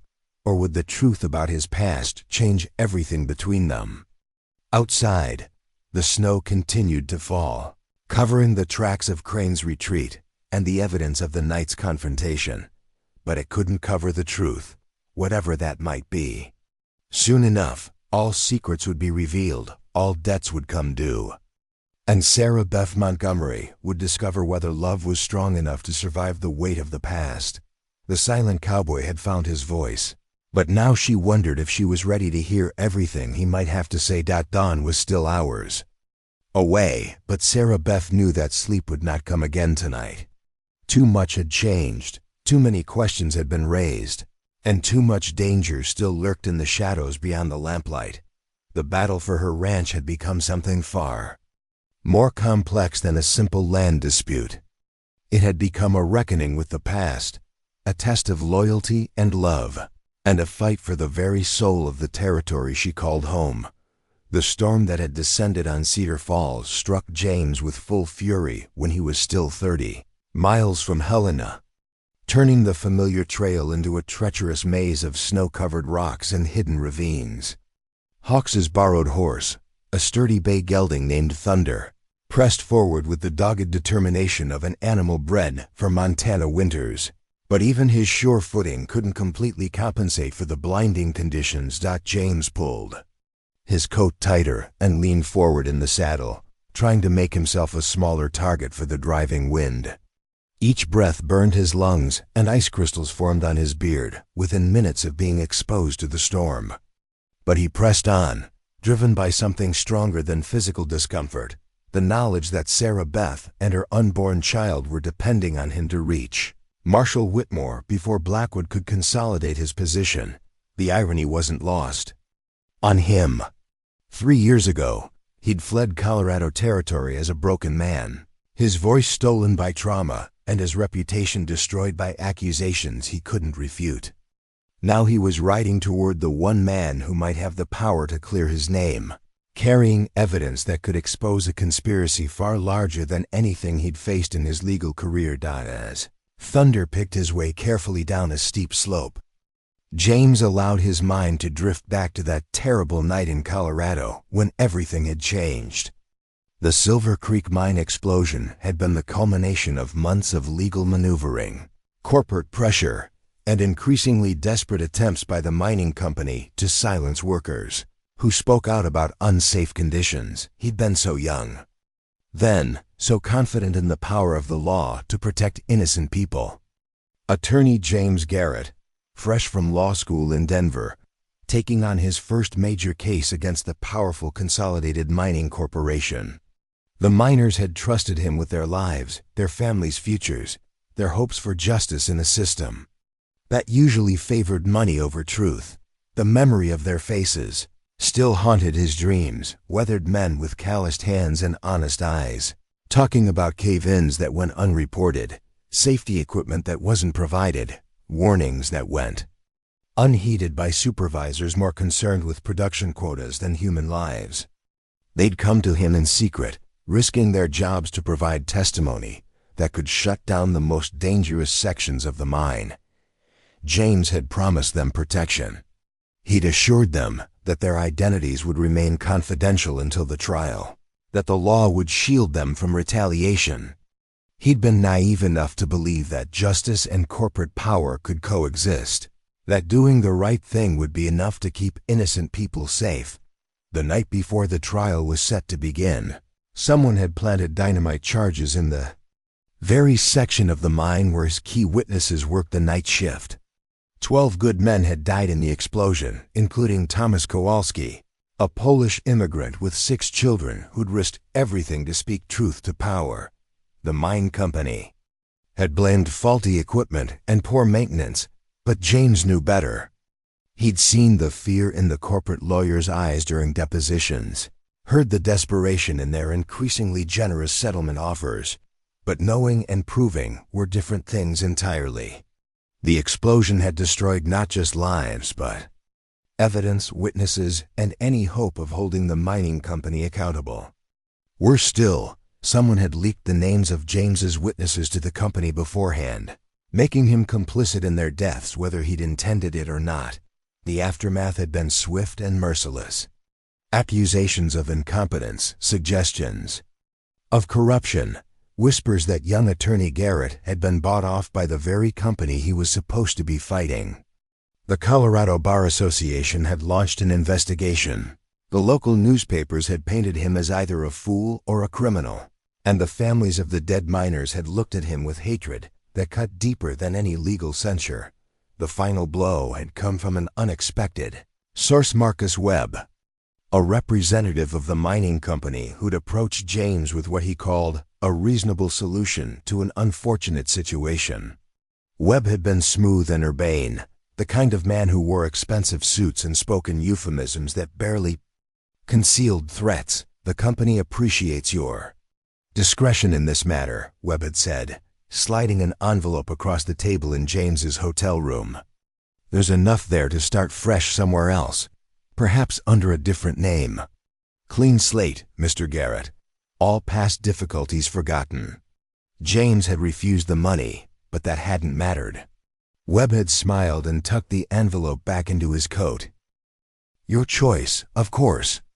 But I should mention that the company has reason to believe you were in contact with certain radical elements who might have had access to explosives. Anonymous tips have already been filed with local law enforcement. Marshal Whitmore will be very interested to hear about your associations."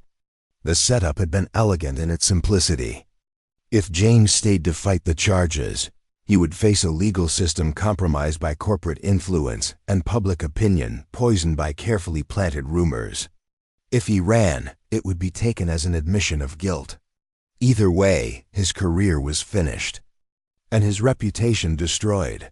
The beating had come 2 nights later, delivered by men who knew exactly how much damage to inflict without causing permanent injury, except for the blow to his jaw that had damaged something in his throat. Stealing his voice along with his future. He'd awakened in an alley behind the hotel, barely alive and completely broken. That's when Daniel Whitmore had found him.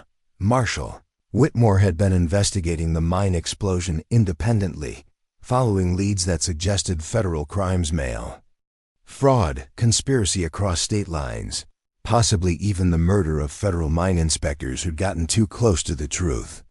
He'd tracked James down not as a suspect, but as a potential witness who might have information about the company's illegal activities. But James had been beyond help by then, barely able to speak coherently, consumed by guilt over the deaths of innocent men who'd trusted him. Whitmore had arranged for medical care and safe passage out of Colorado, but he'd also made James a promise: when you're ready to fight back, when you're strong enough to face the truth, send word. This isn't over, James. Justice may be delayed, but it doesn't have to be denied forever. Now, 3 years later, riding through a Montana blizzard with evidence of another conspiracy in his saddlebags, James wondered if he was finally ready to honor Whitmore's faith in him. The voice that trauma had stolen was slowly returning, but the deeper wounds, the guilt, the sense of failure, the certainty that good men had died because of his inadequacy, those scars ran deeper than any physical injury. Thunder stumbled slightly on a patch of ice, jarring James back to the present. The storm was worsening, and he could feel the horse's strength beginning to flag. They needed shelter soon, or both of them would freeze to death on this desolate stretch of trail. Through the swirling snow, James spotted a dark shape ahead, a line shack used by cattlemen during roundup season. It wasn't much more than 4 walls and a roof, but it would provide protection from the wind and a place to rest until the storm passed. He guided Thunder toward the structure, hoping it would be unlocked and stocked with basic supplies. The door opened with a creak of protest, revealing a single room with a stone fireplace, a rough wooden table, and a pile of old blankets in one corner. More importantly, there was a small stack of seasoned firewood and a cache of canned goods left by previous travelers. James led Thunder into the lean-to shelter attached to the back of the shack, then returned to build a fire and prepare for a long wait. As warmth began to fill the small space, James pulled out the documents he'd been carrying and spread them on the table. Sarah Beth's evidence, Hawks's receipts, and his own carefully written summary of the conspiracy, everything they would need to convince Whitmore that federal intervention was necessary. But looking at the papers now, James felt a familiar doubt creeping in. What if Crane had already reached Helena? What if Whitmore had been told about James's presence in Montana territory and was prepared to arrest him on sight? What if the entire journey was a trap, designed to remove him from Sarah Beth's side at the moment she needed protection most? James reached for his coat pocket and pulled out the small piece of charcoal he'd been carrying since the auction. On the back of one of the documents, he began to write not words this time, but a letter to Sarah Beth, in case he didn't survive whatever waited for him in Helena. My dear Sarah Beth, if you are reading this, then something has happened to prevent my return. I want you to know that the weeks I spent at your ranch were the happiest of my life since the tragedy in Colorado. You gave me something I thought I had lost forever, the chance to be useful, to protect something worth protecting, to be the man I was before the world broke me. There are things about my past that you deserve to know. Things that Crane and his associates will certainly use against us. I was not just a lawyer in Colorado, I was a lawyer who failed when failure meant death for innocent people. 12 good men died because I couldn't protect them from forces I didn't understand. I have carried that guilt every day since, and it nearly destroyed me. But loving you, protecting you and the child you carry, working beside you to build something lasting and good, these things have shown me that redemption is possible, that a man's past doesn't have to define his future. Whatever happens in Helena, whatever accusations are made or charges filed, I want you to know that I am not the same broken man who walked into that auction pen. You saved me, Sarah Beth Montgomery. Your trust, your courage, your willingness to see past my silence to the man I could become. These gifts transformed me more completely than any legal vindication ever could. If Marshal Whitmore arrests me, if I cannot return to stand beside you in the coming fight, remember this. The evidence we gathered is solid. Hawks is a good man who will support your claims, and you have allies in this territory who understand what's at stake. Don't let them intimidate you into surrendering what is rightfully yours. And if a time comes when you must choose between saving yourself and the baby or standing on principle, choose your lives. The ranch is just land and buildings. You and the child are irreplaceable. I love you both more than words can express. If I am permitted to return, I will spend the rest of my life proving worthy of the trust you placed in a silent stranger.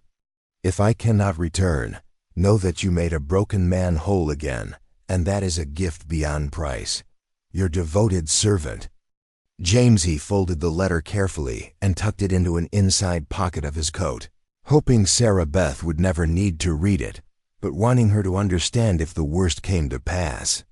Outside, the storm continued to rage, but the fire had warmed the shack enough that James could remove his outer coat and boots.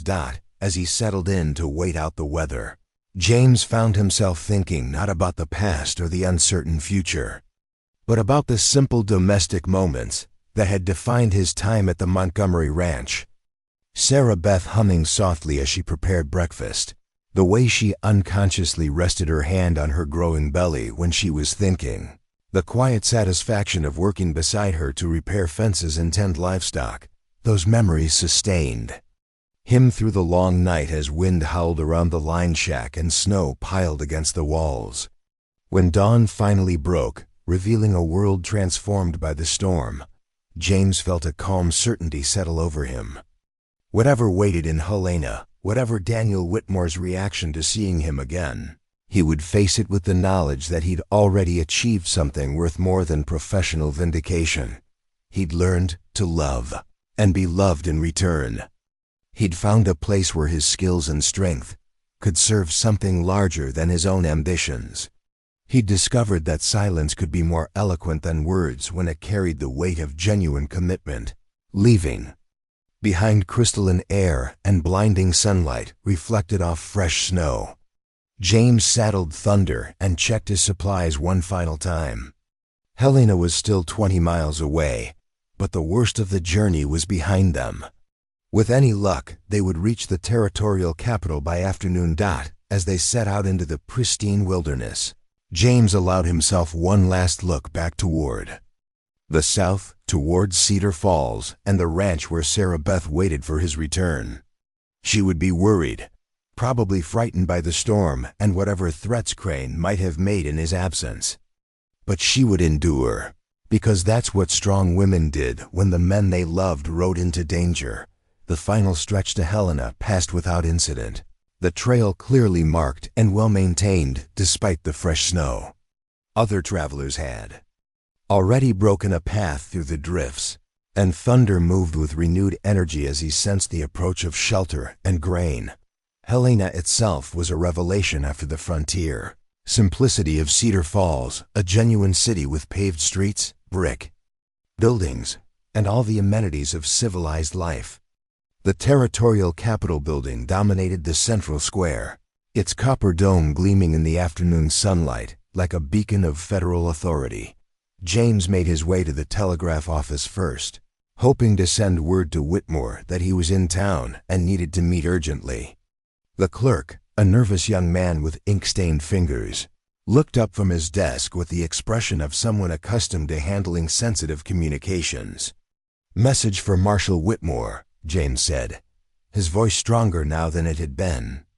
"In weeks, urgent federal matter requiring immediate attention." The clerk nodded and prepared to take dictation, but James shook his head. "Need to deliver this in person." "Where can I find the marshal?" "Federal Building, 2nd floor." "But you'll need an appointment. Tell him James Garrett is here. He'll see me." The clerk's eyes widened slightly at the name, and James realized that his reputation, whatever form it had taken, had preceded him to Helena. That could be either very good or very bad, depending on what version of the Colorado story had reached federal ears.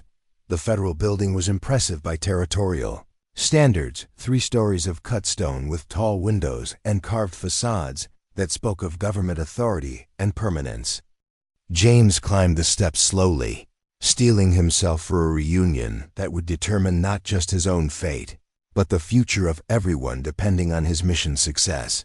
Marshal Daniel Whitmore's office occupied a corner of the 2nd floor, with windows overlooking the main street and a door marked with his name and title in gold lettering. James stood outside that door for a long moment, gathering courage he hadn't needed since his last day in a Colorado courtroom. When he finally knocked, the voice that called "Enter" was exactly as he remembered, deep, authoritative, but not unkind. James opened the door and stepped into a room lined with law books and federal statutes, where behind a massive oak desk sat the man who'd once offered him a chance at redemption. Daniel Whitmore was older than James remembered, with gray threading through his dark hair and lines around his eyes that spoke of years spent dealing with the worst humanity had to offer. But when he looked up and saw James standing in his doorway, his expression shifted from professional attention to something approaching wonder. "James Garrett," Whitmore said slowly, rising from his chair. "I wondered if I'd ever see you again." "Marshal," James replied, finding his voice steady despite the emotion threatening to overwhelm him. "I need your help, and this time I'm ready to fight." Whitmore gestured to a chair across from his desk, his weathered face grave with understanding. "Then you'd better tell me everything, son. And I mean everything. Because if you're here, it means something big is happening, and we both know how these stories tend to end." James sat down and pulled the evidence from his coat, spreading Sarah Beth's documentation across the marshal's desk like a battle plan. Outside, the afternoon sun slanted through the windows, casting long shadows across the Federal Building, where justice and corruption waged their eternal war. The time for silence was over. The time for truth had finally come. Marshal Daniel Whitmore listened in absolute silence as James laid out the evidence of Blackwood and Crane's conspiracy, his weathered hands occasionally lifting documents to examine signatures, dates, and official seals with the practiced eye of a man who'd spent decades distinguishing truth from deception. The afternoon sun had shifted noticeably by the time James finished his account, casting different shadows across the Federal Building's austere office. "Systematic fraud across territorial lines," Whitmore said finally, his voice carrying the weight of federal authority. Mail fraud, conspiracy, forgery of official documents. This isn't just a property dispute, James. This is organized crime operating under the cover of legitimate business. There's more, James said, pulling out the list of properties Jeremiah Hawks had compiled. At least 6 ranches were stolen using identical methods, probably more we haven't discovered yet. Whitmore studied the list, his expression growing darker with each name. The Hensley Place, the Wilson Ranch, the Crawford Homestead. I remember inquiries about some of these properties. Local law enforcement claimed they were simple foreclosures, nothing requiring federal attention. Because Sheriff Morrison owes money to Blackwood's bank, the whole local system is compromised. The marshal leaned back in his chair, steepling his fingers as he considered the implications. James, before we proceed with this investigation, I need to address the elephant in the room. There are outstanding questions about your involvement in the Silver Creek mine incident. Questions that could complicate any legal action we might take. James felt his heart sink, but he forced himself to meet Whitmore's gaze directly. I understand. Do you intend to arrest me? That depends on your answers to some very direct questions. Whitmore pulled a file from his desk drawer, a file marked with James's name. I've been investigating the Colorado situation independently for 3 years. What I've discovered might surprise you. The marshal opened the file and spread several documents across his desk. James recognized some of them, newspaper clippings about the mine explosion, official reports from the territorial investigation, even a copy of his law school graduation certificate. Marcus Webb, Whitmore said, pointing to a photograph of the man who'd tried to bribe James after the explosion. Real name Marcus Weber, wanted in connection with mining frauds in 3 territories. Professional saboteur and intimidation specialist. Employed by Consolidated Mining Corporation to eliminate threats to their operations. James stared at the photograph, remembering the smooth-talking man who'd tried to buy his silence and then destroyed his life when money failed. The Silver Creek explosion wasn't about silencing your witnesses, James. It was about destroying evidence. Those 12 miners died because they discovered something that could have brought down the entire corporate structure, a network of bribes, falsified safety reports, and connections to territorial officials that reached all the way to Washington. Whitmore pulled out another document, a geological survey of the Silver Creek area. Your witnesses weren't just going to testify about unsafe working conditions. They'd found evidence of a massive silver deposit that Consolidated was hiding from their investors and the territorial government. The company was planning to declare bankruptcy, buy back their own assets for pennies on the dollar, then discover the silver and make millions. The revelation hit James like a physical blow. They killed 12 men to hide a financial fraud. They killed 12 men to protect a conspiracy worth millions of dollars. Your legal action threatened to expose not just the mining operation, but a network of corruption that included territorial judges, federal mine inspectors, and even members of Congress. James felt the world shifting around him as 3 years of guilt and self-recrimination crumbled in the face of this new understanding. I couldn't have known. No, you couldn't. You were an honest lawyer trying to protect working men, and they saw you as a threat to be eliminated. The beating that cost you your voice? That wasn't random violence, James. That was attempted murder, carried out by the same men who sabotaged the mine. Whitmore reached into the file and pulled out a final document, a federal arrest warrant. Marcus Weber, also known as Marcus Webb, wanted for conspiracy, murder, mail fraud, and a dozen other federal crimes. James, I've been hunting this man for 3 years, following a trail of destruction that stretches from Colorado to California. And now you've brought me evidence that he's operating here in Montana territory.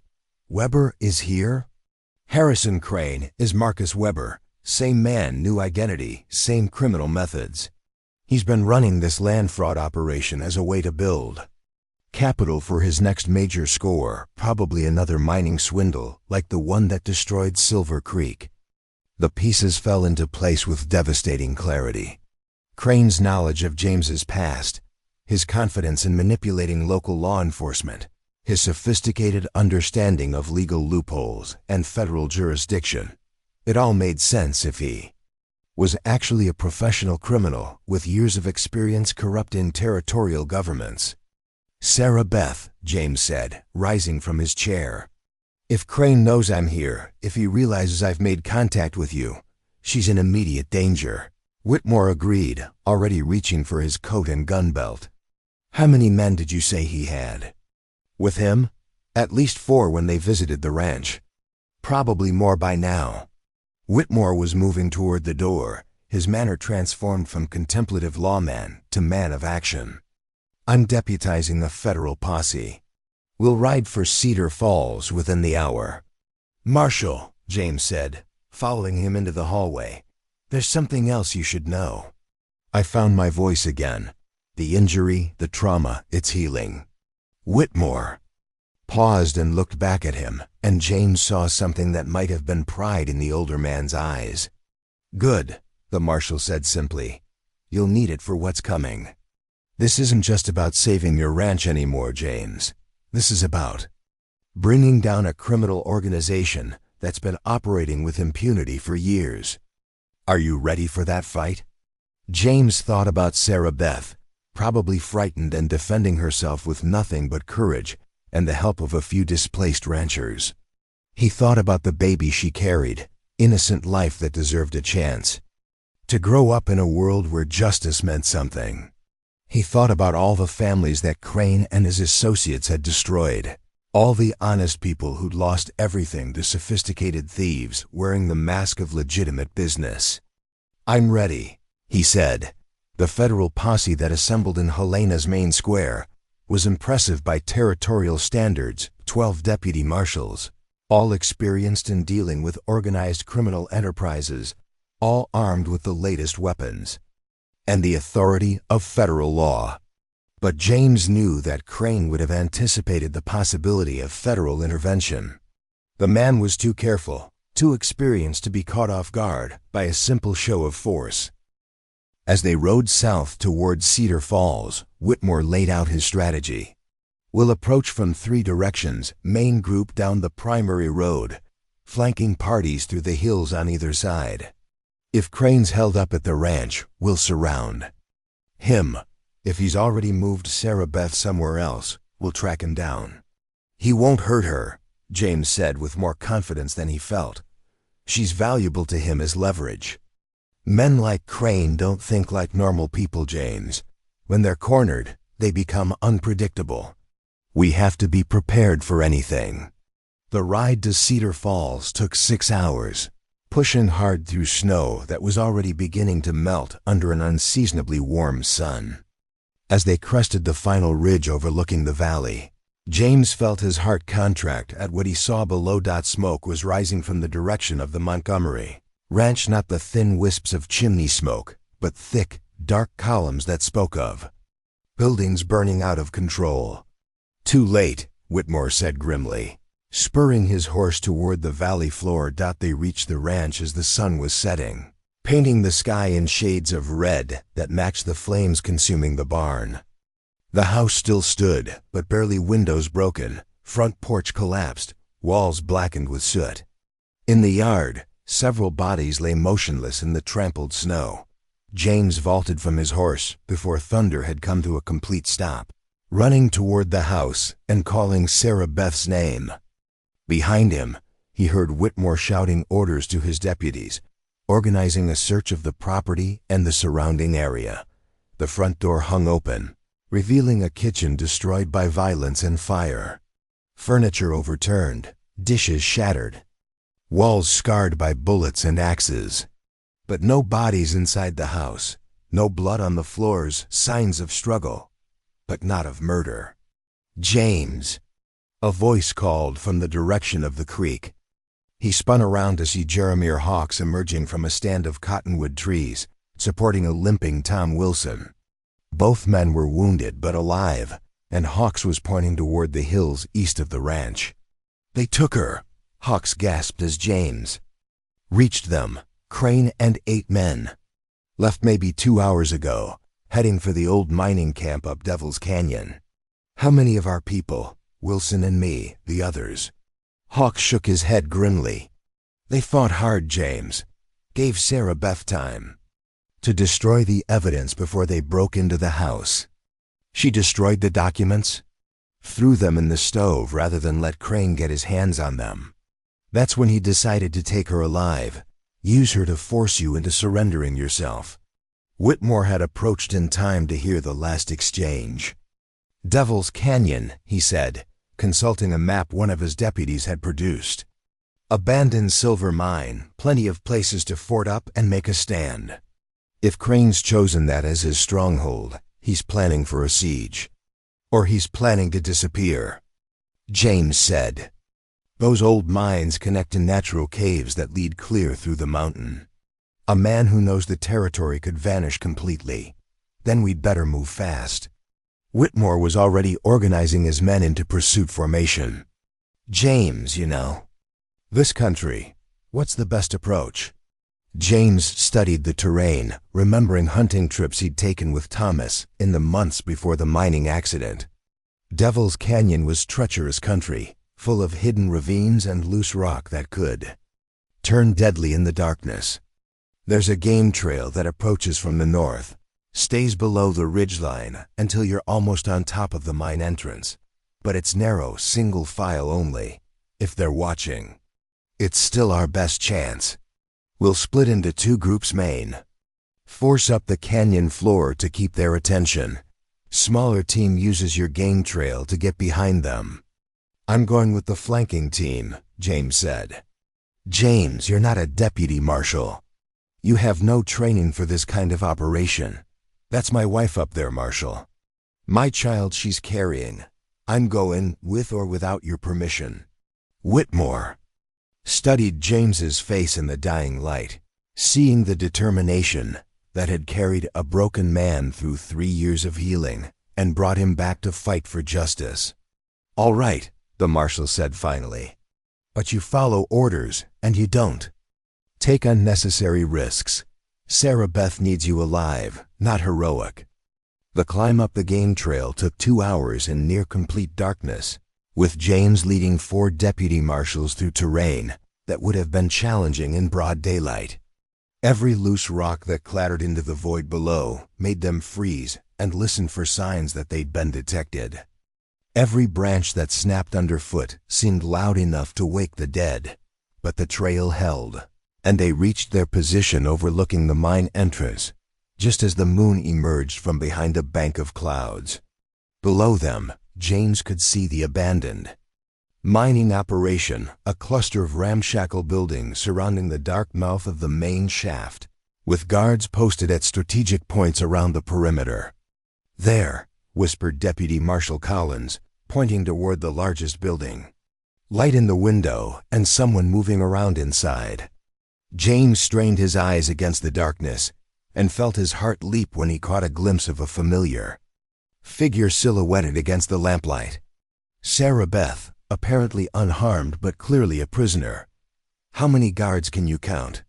Whitmore's voice came through the speaking tube that connected their position to the main force waiting in the canyon.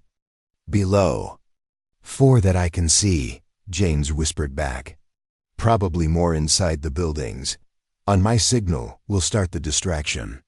Give us 10 minutes to get into position, then move. The 10 minutes stretched like hours as James watched the mining camp and tried to control his breathing. So many things could go wrong. Sarah Beth could be hurt in the crossfire. Crane could escape through the mine tunnels. The whole operation could collapse into chaos and violence that would leave everyone dead. But as he waited in the darkness, James found himself thinking not about failure, but about the future he and Sarah Beth were fighting to protect.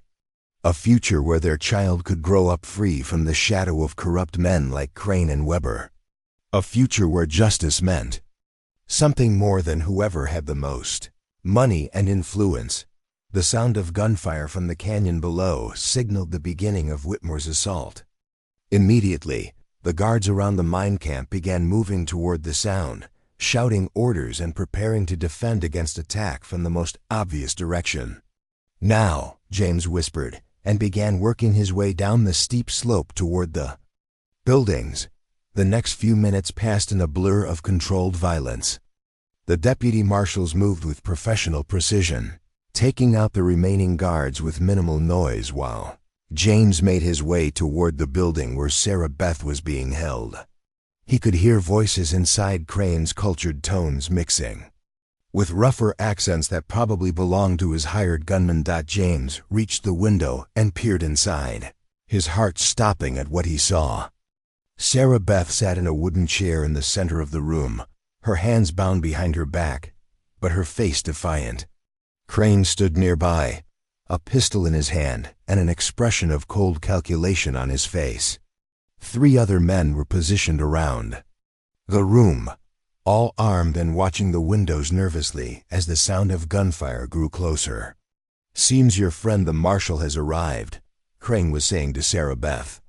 "Along with the infamous James Garrett, no doubt.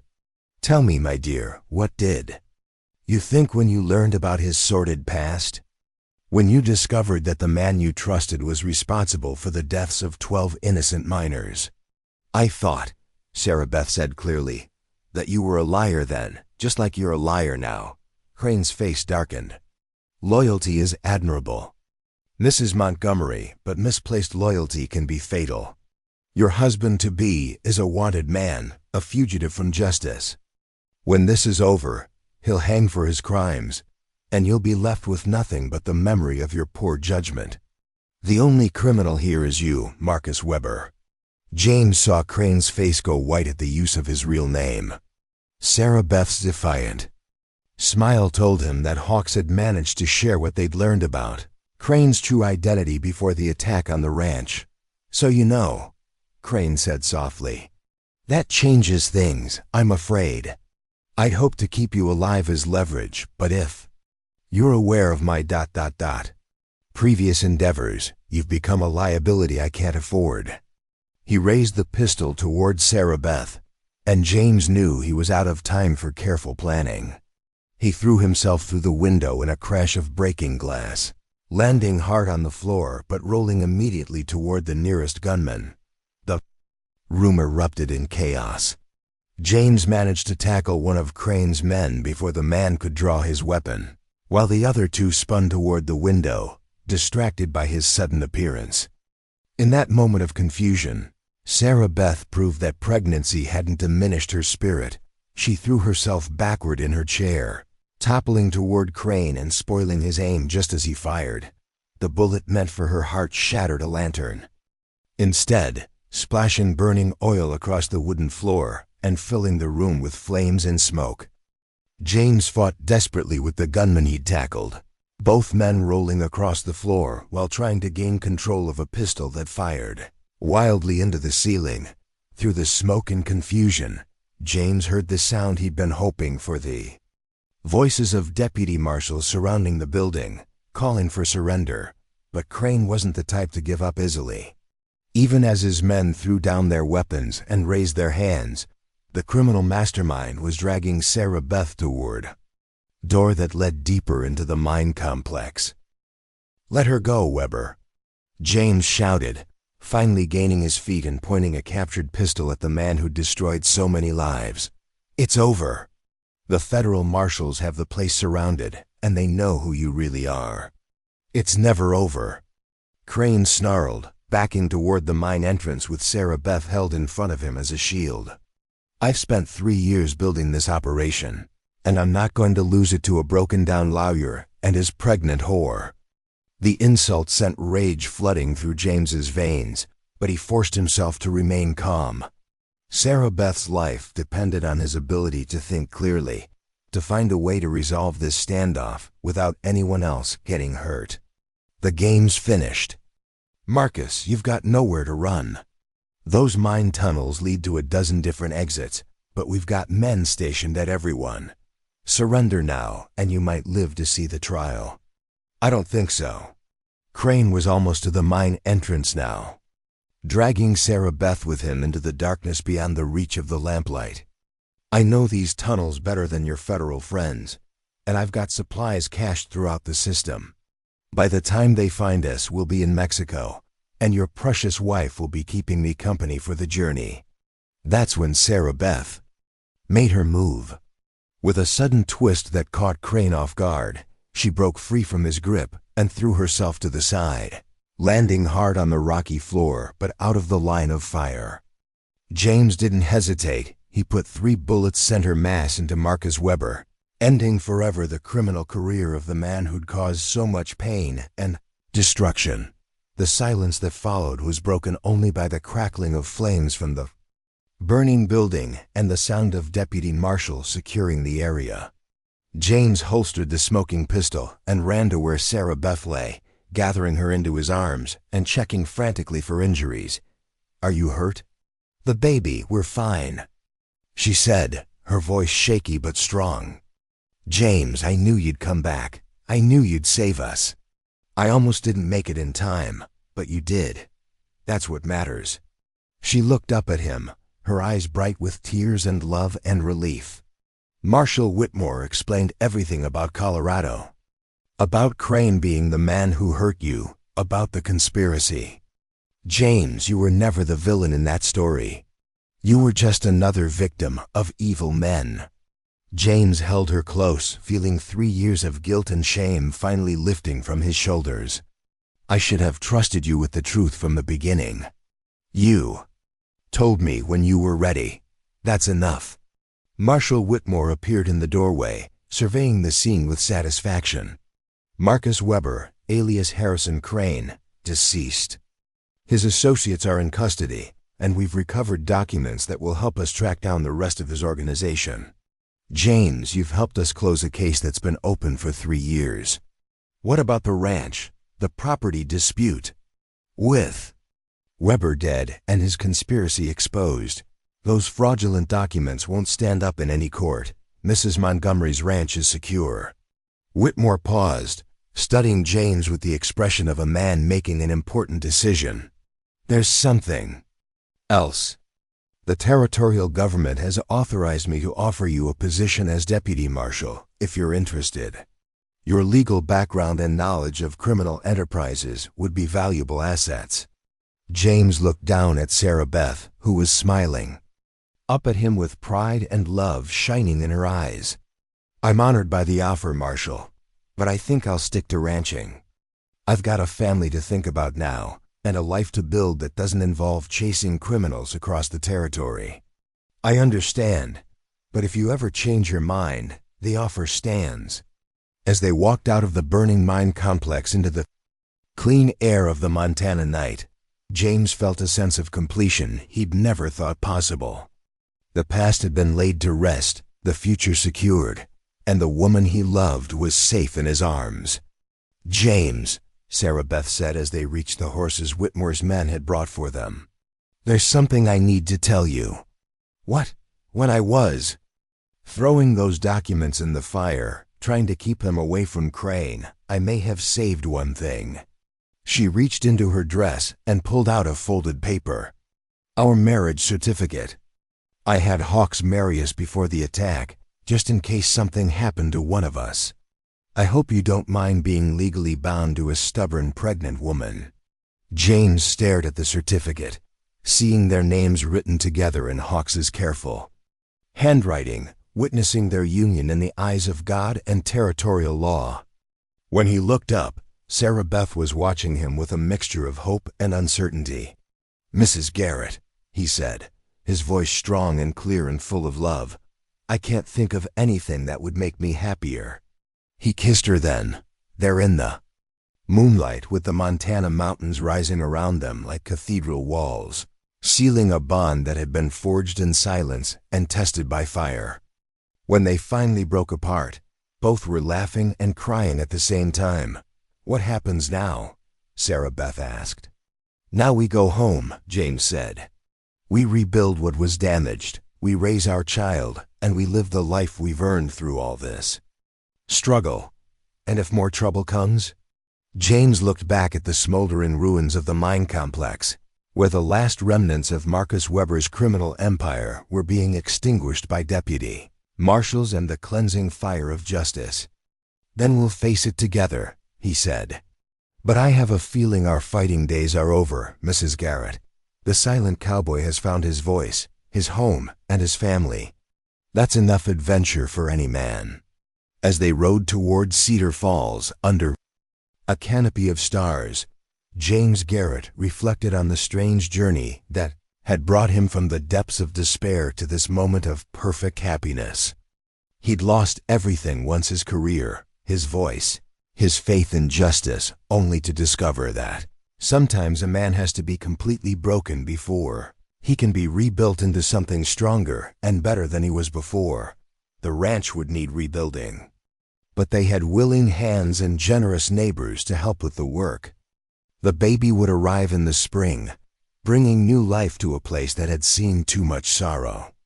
And somewhere in the years to come, James would find ways to use his restored voice and his hard-won wisdom to help other people find justice when the odds seemed insurmountable. But tonight, none of that mattered as much as the simple miracle of being alive, being loved, and being home at last. The silent cowboy story was complete, but the life of James and Sarah Beth Garrett was just beginning.